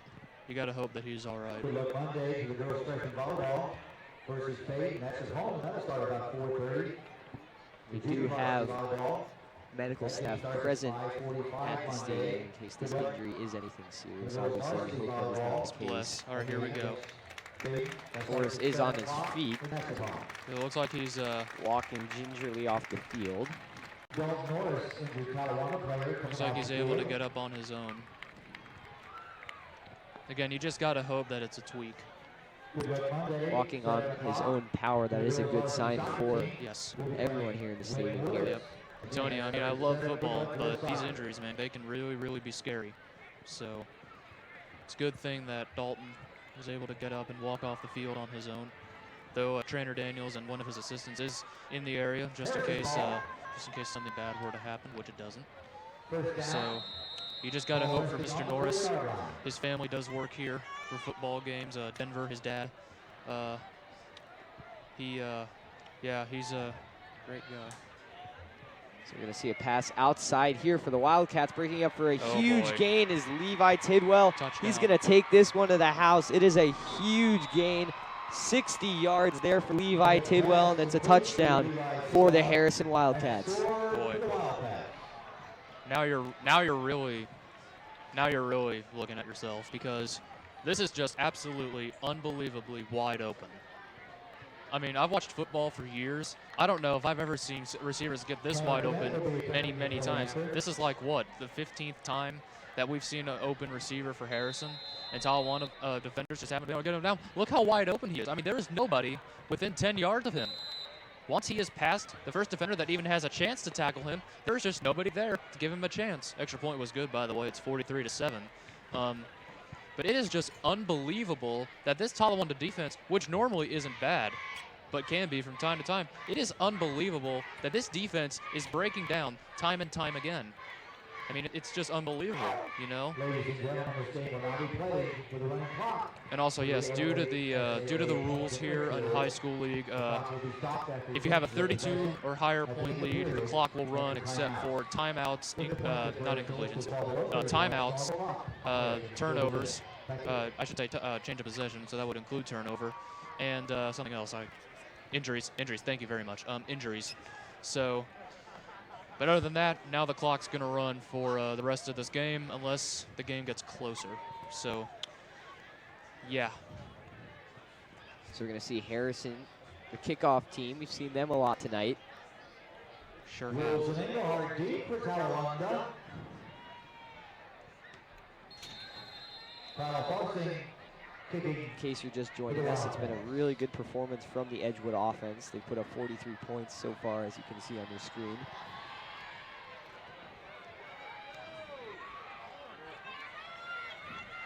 Taking it out, and he is going to be tackled at about the 13 or 14 yard line. As we mentioned earlier, a full day here in the SWAC, all 7 teams playing.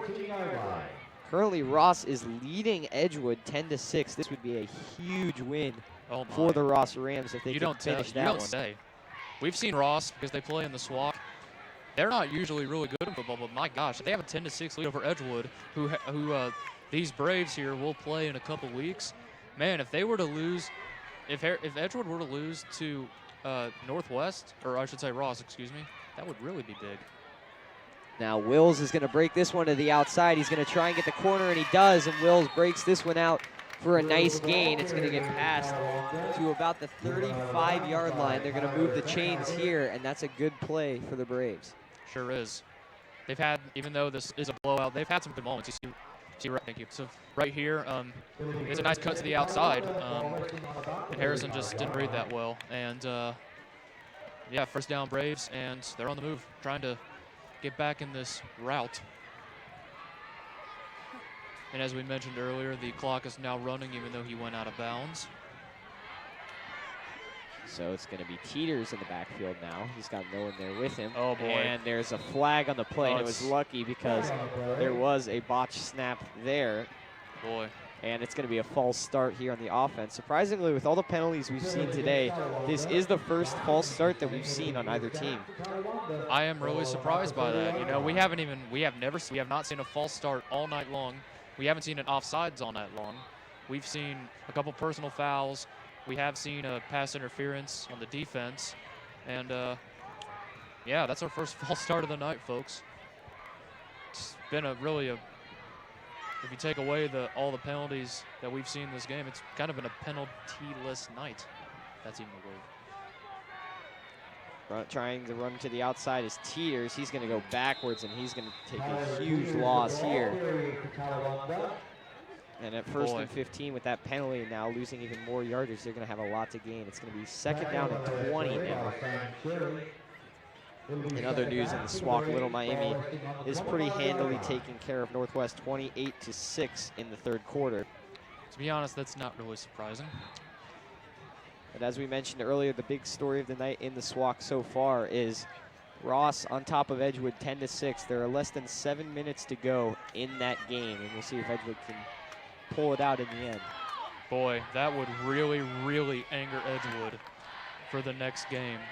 And we'll see. Oh. And able to get out of this is Tyler Teeters, and he's going to run this up, and he's actually going to get a gain on the play.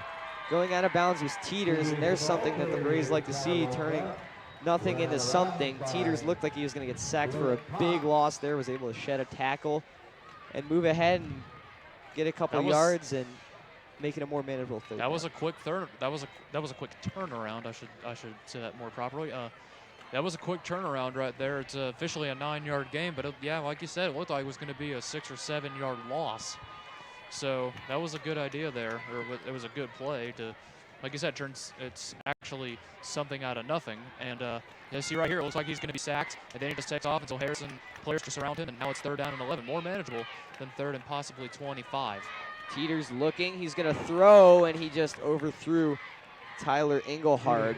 Engelhard couldn't handle it. He got a couple hands on it. Clock running, approaching the end of the third quarter here. Boy, that might have been another mishap right there, is the drop pass. It was not a terrible throw. It wasn't exactly a good throw, but it wasn't a bad one either. But it was right there. He just couldn't hang on to the ball. And now the punt team's out there again for Talawanda. High snap. And another punt that was almost blocked, but it is a very good punt. It's going to be fair caught there by number 10, Levi Tidwell. And so with 10 seconds to go here, the Wildcats are going to take over. There's a timeout on the field. There's a personal foul for roughing the kicker here. Oh.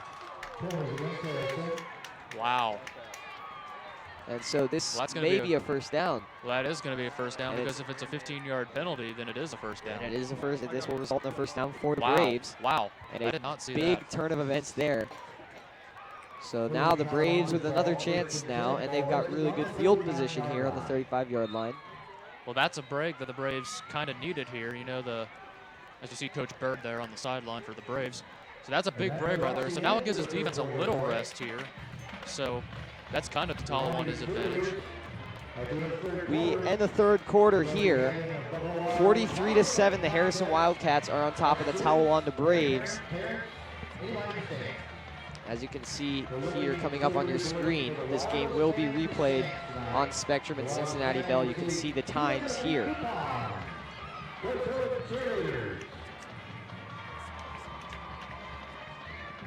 Available on ICRC-TV.com.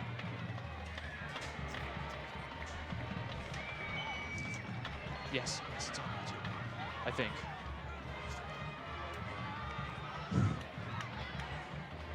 Is this gonna go?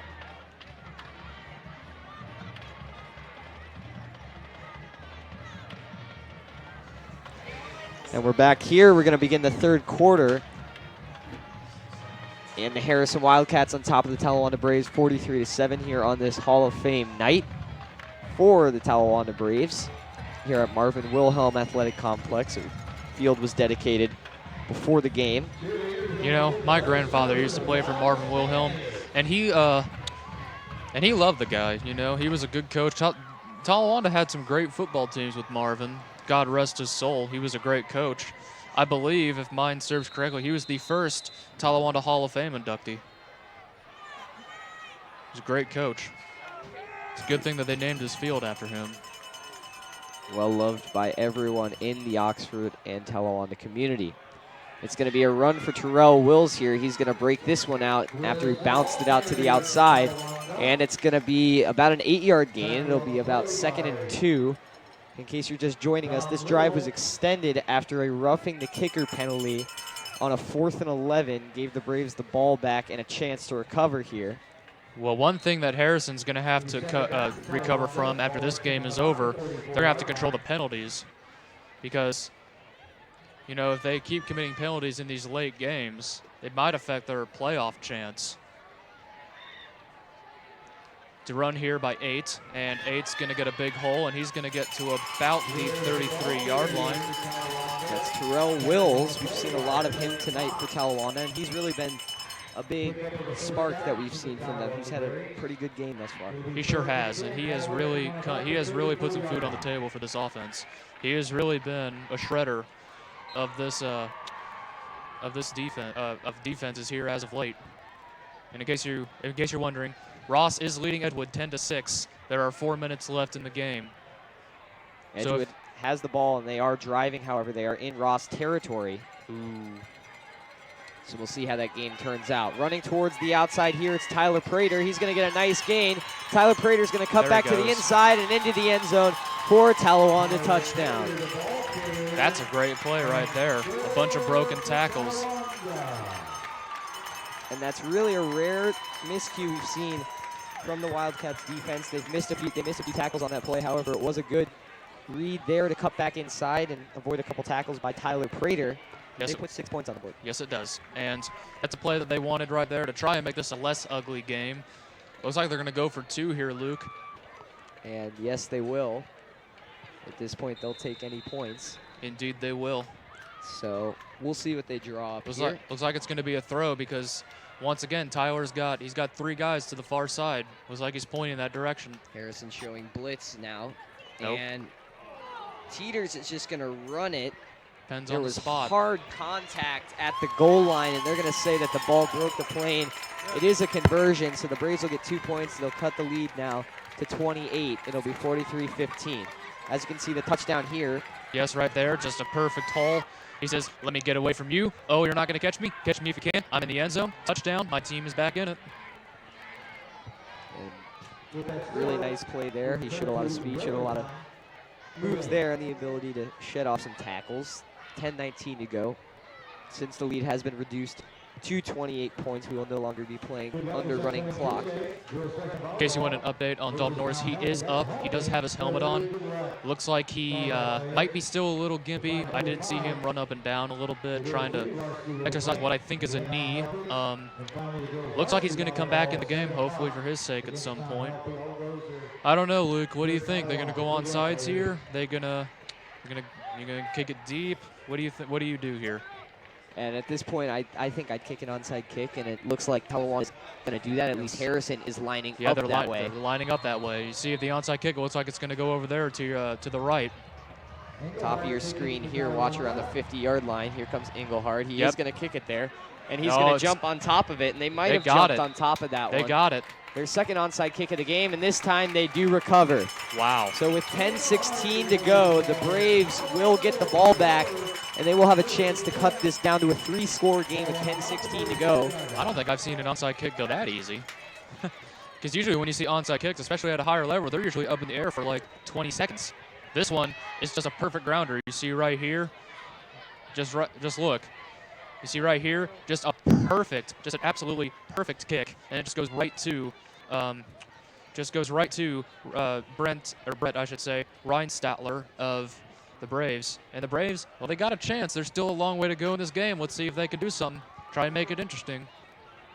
So now with less than 3 minutes to go in the Edgewood game, it is third down for them on the 46-yard line of the roster. Boy, do you think JD's going to know about that? Do you think he's going to walk into his office and say, oh my gosh, Edgewood has lost to Ross? There'll surely be a talking point this week among the coaches as Terrell Wills runs towards the outside. He's going to get brought down. He got tripped up at around the line. Was able to reach out and maybe gain a yard, and he does. And something that was missed here by us that we did not talk about was the Braves are going to get really good field position here from that onside kick, starting their possession inside of Harrison territory, and that is really going to help their offense. Yes, at least we hope it's going to help their offense. They've had good field position tonight and haven't been able to capitalize, but the last couple drives, they've gotten deep. They got the touchdown on the last drive, and let's see if they can take advantage of this onside kick. So Wills is going to break this one ahead. Wills gets through a couple, and after they threaded the needle between them, they managed to close him down. He gained about 20 yards on that play. That was a good hole right there. The Braves' offensive line really created the hole that they wanted to try and thread the needle and get the first down. It was just a nice hole created by the Talawanda offensive line, and see right here, just a perfect hole. You can't catch me, na boo boo. I'm right down in here. My team's trying to get back in it here. It was officially a 16-yard gain. So now we're going to see a couple in motion. It's going to be a play action throwing over the middle, and it was just a little bit too high for number 80, Tyler Engelhard. It was a good route. The throw was a little bit high. Well, that's something that Tyler Teeters really has control. He's overthrown a lot of guys tonight. He overthrew a wide open Engelhard in the first quarter. That could have gone for 6 or 7 with the extra point, of course. That was just another overthrow, but that's something he's going to have to control going forward is his overthrows. So, So the Braves are going to line up. 2 to the far side. They're going to load up the line. It's number 3, Tyler Prater, to the left of Tyler Teeters. They're going to bring a man in motion on the outside, and it's going to be a run. Outside here for Tyler Prater. He's going to cut back in, dodge a couple of tacklers, and get near the first down marker. He did not get it. However, it will be very close, and this will set up a 3rd and short. Well, you know what I'd do here? I would probably just say, okay, let's run it up the middle. But since that hasn't worked to Talawanda's benefit for most of the night, I would say, okay, let's try an outside or an inside. That last play actually was a good call because it was actually more to the outside than it was up the middle. So that's what I would call here on this 3rd and 1 play. You see Terrell Wills here. He's a really good asset in this situation. He's got a lot of power, and he gets nothing there. He is stood up by 3 Harrison players, and I think Harrison expected him to get the ball, and when he did, they were ready for it. That's why I said you probably should have gone to the outside there, because that would really fool a defense. If a defense is lined up like it's going to be a run up the middle, they know it's coming. You see right here the line. They know that he's going to run up the middle. That's why he is short of the first. And it looks like, from our view anyway, up here in the booth, it looks like that they're going to leave the offense out there to try and go for it here on this 4th and 1. Teeters to his right is Terrell Wills. They have one lined up to the near side, none to the far side. They got the line stacked. Teeters is going to do a designed run. He's going to get up the middle, power through the line, and he is tackled after a gain of about 5, and he picks up the first down, most importantly for Talawanda. So that's a good play, because he knew that he wasn't going to get anything up the middle, so he cut just a little bit to the outside and picked up the first down and then some. And it's 1st and 10 from the 14. So hey, it's getting interesting now. This is 7:14 to go. Of course, now you got to use the clock wisely. Still got a shot. So let's see here. You got to keep clicking on the offense. Use the clock wisely.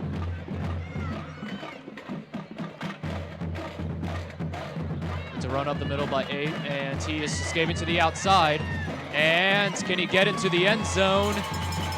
No signal yet. Touchdown. Touchdown, Talawanda.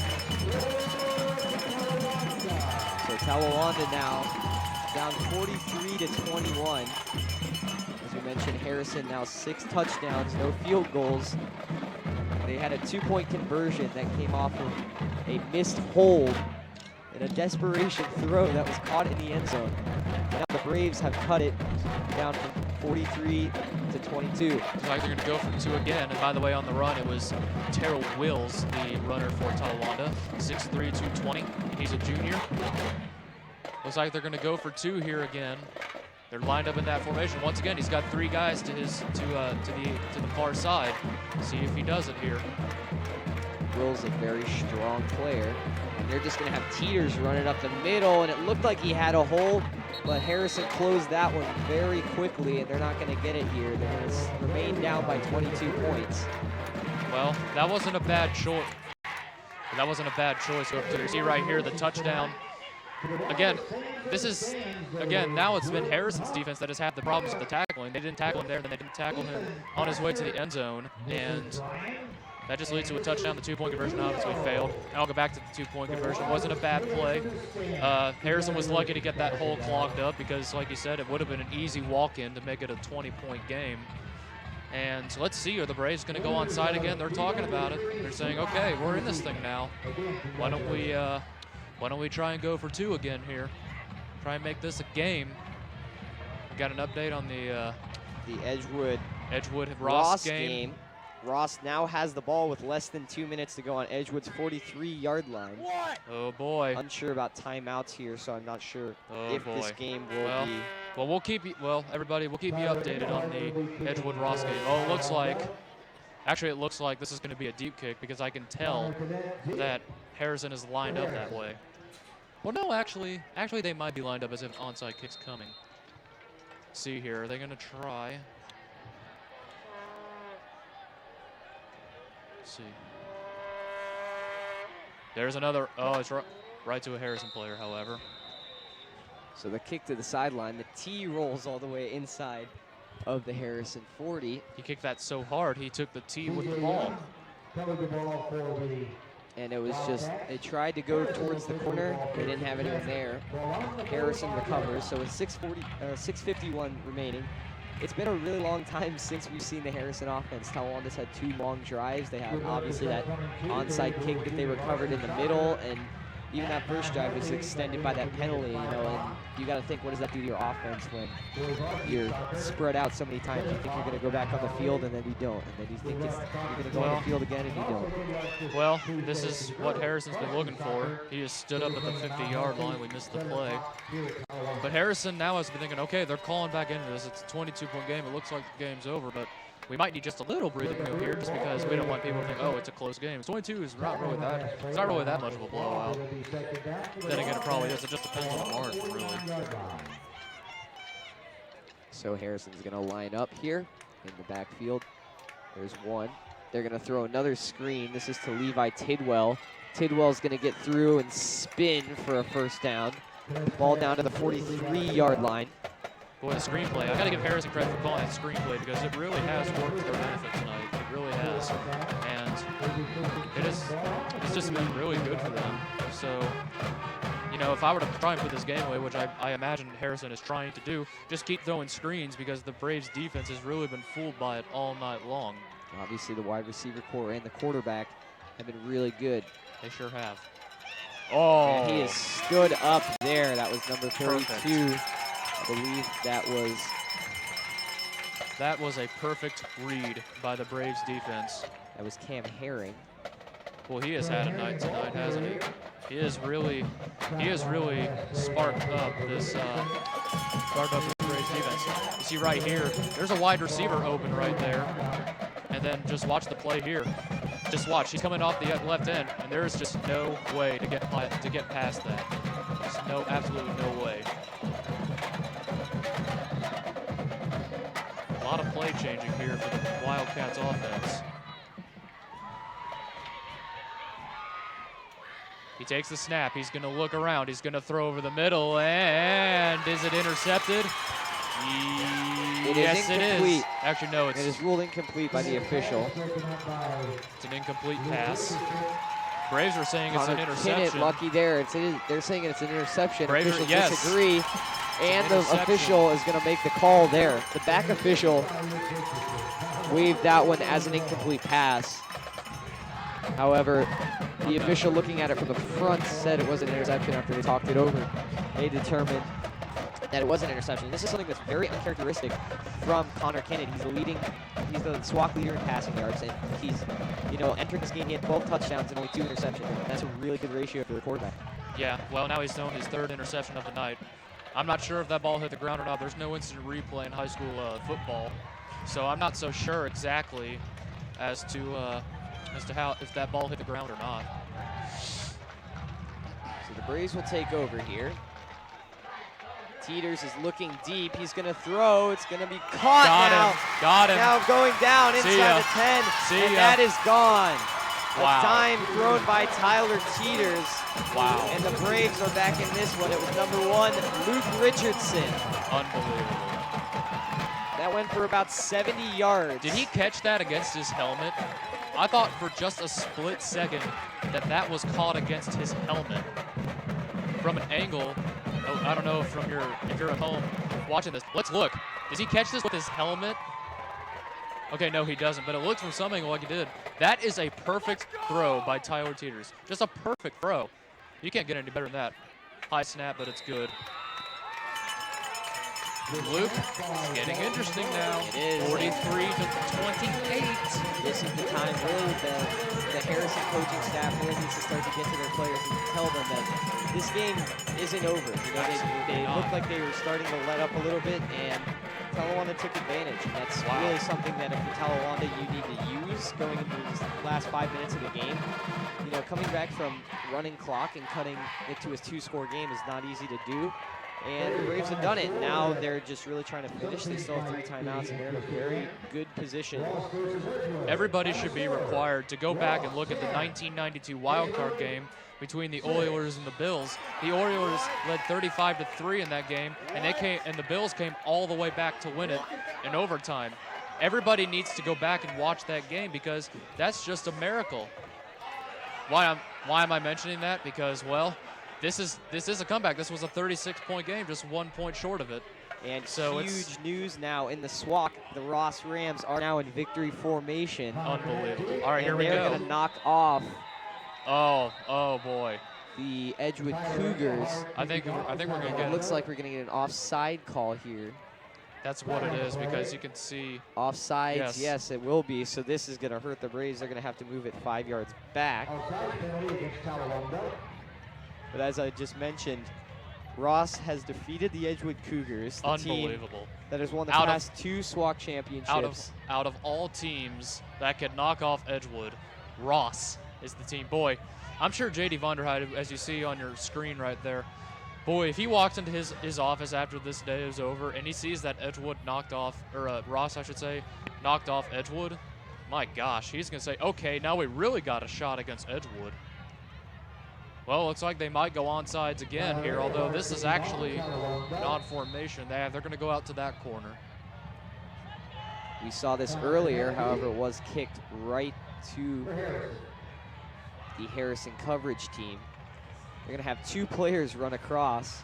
One of them was Richardson, who scored the touchdown, and it was kicked a little bit too far, and it was down by Harrison. And now if you're the Wildcats, you need to protect the ball, you need to kill clock, and you cannot give Talawanda another chance to put a ball in the end zone. Absolutely, and like you said earlier, Harrison has to get together, and they got to say, okay, we cannot let up. We had a 43-7 lead at one point. We had a 43-7 lead with about 3 minutes to go in the third quarter.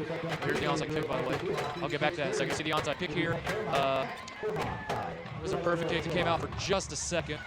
Harrison did keep possession. So anyway, if you're Harrison, you have to get together and say, okay, we had a 43-7 lead with 3 minutes to go in the third, so we cannot let up here. And he is stood up there by the defense of Talawanda. They're going to mark the spot about 2 yards back of the original spot. Now they're going to move it up, and it's going to be about 1 yard back. So it's going to be second and a long 10. Ball on the 48-yard line of Harrison. You see the play here. Yeah, it wasn't a bad play call. You know, I bet maybe what that was used for, maybe Harrison's just trying to run spot out, so it's not a bad play. I'm not sure if Talawanda is going to start using timeouts this early, but they're going to have to eventually. So in the shotgun, 3 to the near side, 1 to the far side. They're going to throw one of these screen passes that they've been so successful with, and it is thrown over the head, something that we really haven't seen a lot tonight by Connor Kinnett. The Braves, for a second there, thought that it was a backwards pass, and if it's a backwards pass, it's a fumble. It's a forward pass. It's an incomplete pass. But you could briefly see, if you look closely on the screen, you could briefly see some of the Talawanda coaching staff saying that that was a backwards pass and not a forward pass. And that's really going to hurt the Wildcats here. Now it stops the clock with 3:58 to go. Absolutely, and now the clock is stopped. That's another 30 to 40 seconds. So now looking to the first down and trying to get a hand on it was number 7 for the Braves. And it was complete to Levi Tidwell for the first down. That was Casey Turman who tried to get a hand on it. He just couldn't launch up. This time the game will work, because that was an incomplete pass that once again stops the clock. See here again. It was not bad coverage by Talawanda. It was just a dime of a throw there, and it was just right on target. Just dropped in the bread basket. So it's a perfect throw, and it helps Harrison because now they got a running clock and they got a fresh set of downs. One thing they can't do here, they cannot fumble the ball. Oh, Talawanda almost jumped. They did. They did jump. So this looks like it'll be an offsides on Talawanda. So the ball will move up and it'll be 1st and 5. Harrison really was milking that clock. It was on number 75, by the way, the offsides penalty, as I read the referee's lips. That being Andrew Markham, offensive and defensive lineman, 6'1", 280-pound senior. Tough guy.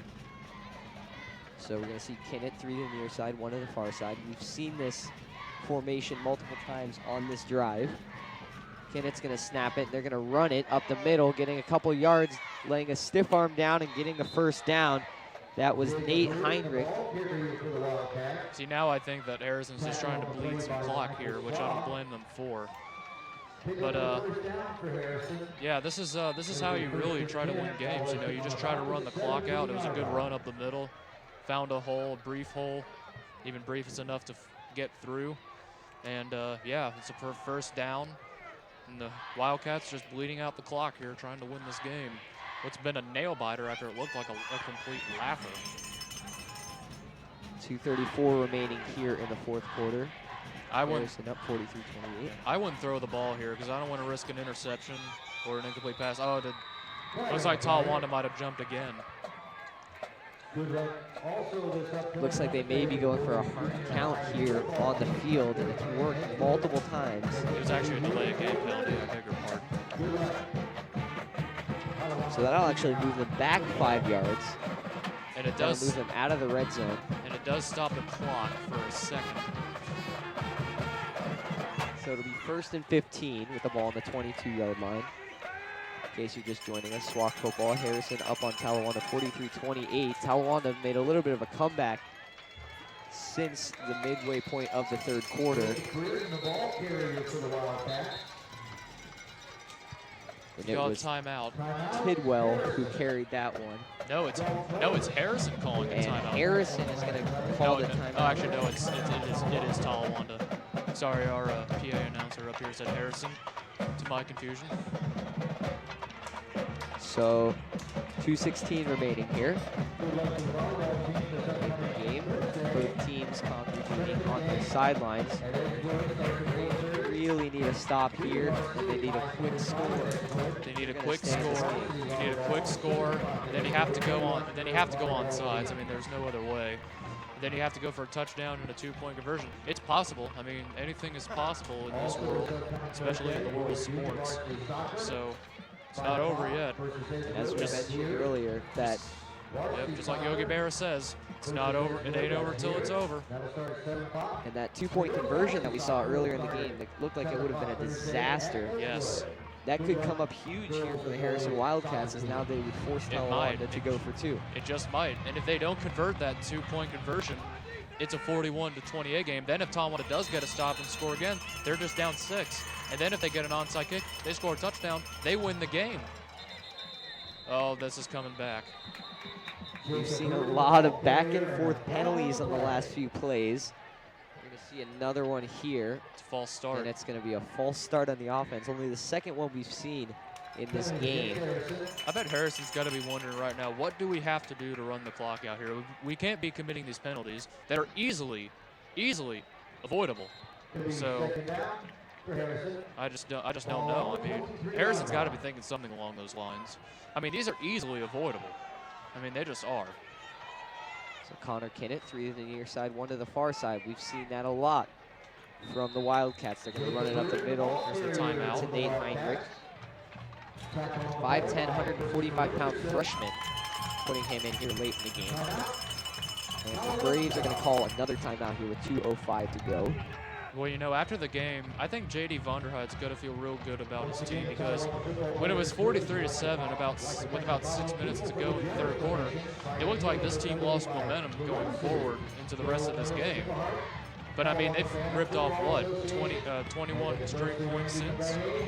Oddly, they've scored those 28 points in the oddest of ways, but I'm telling you, J.D. has to feel good about this, because his team has made a comeback. This game is likely in the books, but I mean, JD has to feel great about himself and his team, because this Harrison team, despite the fact that they're 2-3, they are still a really good team. So JD has to feel great about this. Looks like they're going to throw it again because they're still in that formation. Still in the formation, and it's going to be a keeper here for There's the last one. And so he's going to get brought down. It's going to be 4th down here. It looks like Talawanda may call their final timeout, and they do. So this is going to bring up a crucial field goal, and at a point in this game, it's a huge asset for Harrison to have Kyle Farsing 2 for 3 in field goals on the season, perfect in extra points so far. Boy, if he misses this field goal, this place is going to explode. Even though Talawanda is down by 15, if he misses this place might explode. Like I said, this is the point of the game, really. So it's crucial. If they choose to kick here, it would be a 36-yard field goal, which ties Farsing's long for the year. Looks like they're. And they are going to bring him out. Yeah, I wouldn't go for it on 4th and 12 because you don't want to give Talawanda a cheap one. So, let's see. This is, like I said, he's what, 2 for 2 on the year? Well, it's crucial time to make it 3 for 3 here. Let's see. It's 37 yards. It's not normally within a high scorer's range. So Farsing stepping back. I'm surprised that Talawanda's not going to send someone back there to return it if it's missed. We've seen him convert 5 of 6 extra points today. Cannot jump off sides here. The 6th being the botched one. Cannot. For a 2-point. Cannot jump off sides here. They didn't. The kick is up, and it is wide left here. It's going to run into the huddle cam in the end zone. You see the referee signaling no good. Looked like the kick may have had the distance. It just was wide left, and Talawanda is going to take over. So I just don't know. Let's see the snap. The snap's a little high, and then it's just shanked. It looked like it was off the side of the foot there of Varsity. It's got a chance. It's a 15-point game. You just got to score twice. And, of course, that 2-point conversion on the botched extra point, that is coming back at this point. Because then if they don't get that 2-point conversion to tie is out of the question. Teeters is going to drop back. They're going to look for some big plays here. He's going to throw underneath. That is number 7. I believe that is Casey Turman. Well, Talawanda. And it is. Well, Talawanda's got to use the clock wisely, which means you have to get a first down. You have to get out of bounds if you don't pick up a first down. And if you don't get a first down and you stay in bounds, that's bad. Talawanda going quick here, moving towards the outside, and they have to stay in bounds here. That is not good for them. They're going to try to spot the ball quickly. That was number 23, Kyle Campbell. He had a long touchdown earlier in this game. That got him on the board. It's first down and 10. They were able to move the chains, which is good for the Braves. They did stop the clock until the ball was spotted.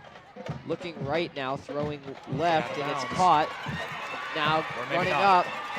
And not getting out of bounds. This is going to go all the way down to the 30-yard line. It's going to be a pickup of 58 yards, it looks like, for the Braves. Boy, a big gain there. That was quite the gamble right there. And getting out of bounds. He is lucky that he did not get tackled in bounds right there. Yes, it does stop the clock to move the chains, but it also starts the clock when the chains are set. So, just incredible. And now it looks like we may see a timeout from Harrison. Vonderheide ecstatic on the near sideline. Here's the play that we saw before. You see right here, it looks like he's going to be tackled in bounds. You see right there. Nope, you're not getting me. And I'm just going to run down the sideline. I'm going to get out of bounds and give my team a little more of a chance to try to come back here. Boy, Harrison's got to be thinking on the sideline, what do we have to do to close this deal? There's 1:18 to go, 43-28. That's a wipeout, right? Well, when you're up 43 to 7, and then you allow 21 unanswered points to make it 43-28, it's not much of a wipeout, is it? So Harrison's got to be thinking, what do we have to do here? It'd be nice for a turnover here. You know? I mean, we've seen some weird plays tonight. Is there a full moon tonight? We have seen the oddest things happen tonight. So with 1:18 to go, the Braves need a really quick touchdown. And every time they mention it, it seems like the significance becomes more and more. Ross beat Edgewood, 10-6. Ross beat Edgewood, you guys, 10-6. 10-6. Teeters running, shedding a couple tackles, and bounds, a good Tyler. job to get out of bounds there by Tyler Teeters. Well, that was a good play right there. That was a good play right there. It's a good play. It's a smart play. You got to get out of bounds to stop the clock. And yeah, it's just a great. It's a good decision because now you stop the clock. Now you got to hurry here. Teeters looking towards the sideline. Oh, it's he's caught, in bounds. and he's in He's bounds. in bounds. It is a first down, so the clock will stop with 64 seconds remaining. You have to wonder here, are they going to get up and spike it? Because you can't spike it in this game. And even though the clock does stop to briefly move the chains, are they going to spike? No, they're not. They're not going to spike the ball. They're just going to let the clock bleed here. You have to score quickly here. You got to hope for an incompletion or get out of bounds. Looking to the left. Get It's out of caught bounds. by Get out of Kyle bounds. Campbell. He's out of bounds. And it looks like he's No, not out he's of bounds. They're inbounds. going to say that No. they're going to run the clock, so Yeah, now the he's- Braves really need to go quick. Yeah, you have to go quick. Get up there. You got to get up there. I don't know how you say he's in bounds unless his knee touch. You got to hurry here. You got 40 seconds. 39. Coming out now is Teeters. Looking end zone. It is caught. Depends on the spot. And it's going to be downed at about the half-yard line for the Braves. They want it. 32 seconds remaining on the clock. It does move the chains, but they got to hurry this up. Are they going to fake spike it? We can see Dan Marino play. It wouldn't be surprising. And Teeters is got going it. to run it. They got it. And it is in for a touchdown. And the Braves have cut the Harrison lead to 9 points with 23 seconds remaining in a game that was 43-7 in the third quarter. What do you do here? Do you go for 2? No, they're going to kick 1. I can see the field goal or the kicker lining up here. It's going to be Tyler Engelhardt for the kick, and this is crucial for the Braves. It sure is. If he misses this, boy, I don't know how this is going to react. It is up, and it is through the uprights. Oh, boy. So now it is 43-35. It's going to come. Nail biter here at Talawanda High School. It's going to come down to this. Let's see. Sorry, I thought it was replay. It's going to come down to this. This onside kick. This is going to determine the game here, folks. It's going to determine the game here, ladies and gentlemen. Boy, if you went up and went to bed this early, welcome back. You have missed an absolutely stunner here, ladies and gentlemen. And as we mentioned, every time we seem to talk about it, it seems to come into play more and more of that missed hold on the Harrison touchdown that caused them to actually end up throwing the ball into the end zone for a 2-point conversion. Absolutely, because now if the Braves get this onside kick and they score another touchdown, that extra point wins the game instead of having to go for 2 to tie the game. I mean, they still got a chance. If you get a touchdown, don't get the 2-point conversion, you go another onside kick, then field goal wins. So we'll see how this turns out. Yeah, they're going to definitely line up in that formation. And now Harrison going all out at the ball. I guarantee you, Harrison's head coach, I guarantee you Derek has his fingers crossed right now. Running across a couple Talawanda players. And here we go. Kicked away, and it's bouncing loose. in the It's air. out. It's out. And it looks like it will be recovered by the Wildcats. Ooh. And I didn't see a signal from the referee, but it does look like the Wildcats offense will be coming out. Braves with no timeouts, and it was a close game here in Oxford. Well, but the Wildcats should go into victory formation here and end it. We see right here. It looks like this is botched for a second. Let's see here. Clean. See, yeah, it does go up in the air. Those two guys collide. It does come out for a short time. But yes, the Wildcats do recover. Still a chance. I mean, we've seen some crazy stuff here tonight. Nothing odd there. And that will do it here. The Harrison Wildcats will down it. The players will shake hands here at Marvin Wilhelm Athletic Complex in a game that was 43-7 in the third quarter. The Braves cut the lead to 8 in a nail biter, but at the end, the Wildcats will come out on top, 43-35. Final thoughts, Greg? Well, I said this earlier. J.D. Vonderheide, the coach for the Talawanda Braves, he has to feel great about this going forward because this was a blowout early. It was 43-7, and he said, oh, this is an easy deal. I'm going to sleep. Well, ladies and gentlemen, let me just say, this was not a blowout. This was a pretty close game, 43-35. So, but it comes up short for Talawanda, regroup, and it's on to Mount Healthy next weekend, or next Friday, I should say. So, for Ben Eisenbraun and all of our hardworking crew here at ICRC-TV, thank you for watching Friday Night Football. Again, final score here from Marvin Wilhelm Athletic Complex. Harrison Wildcats 43, Talawanda Braves 35. Good night, everyone.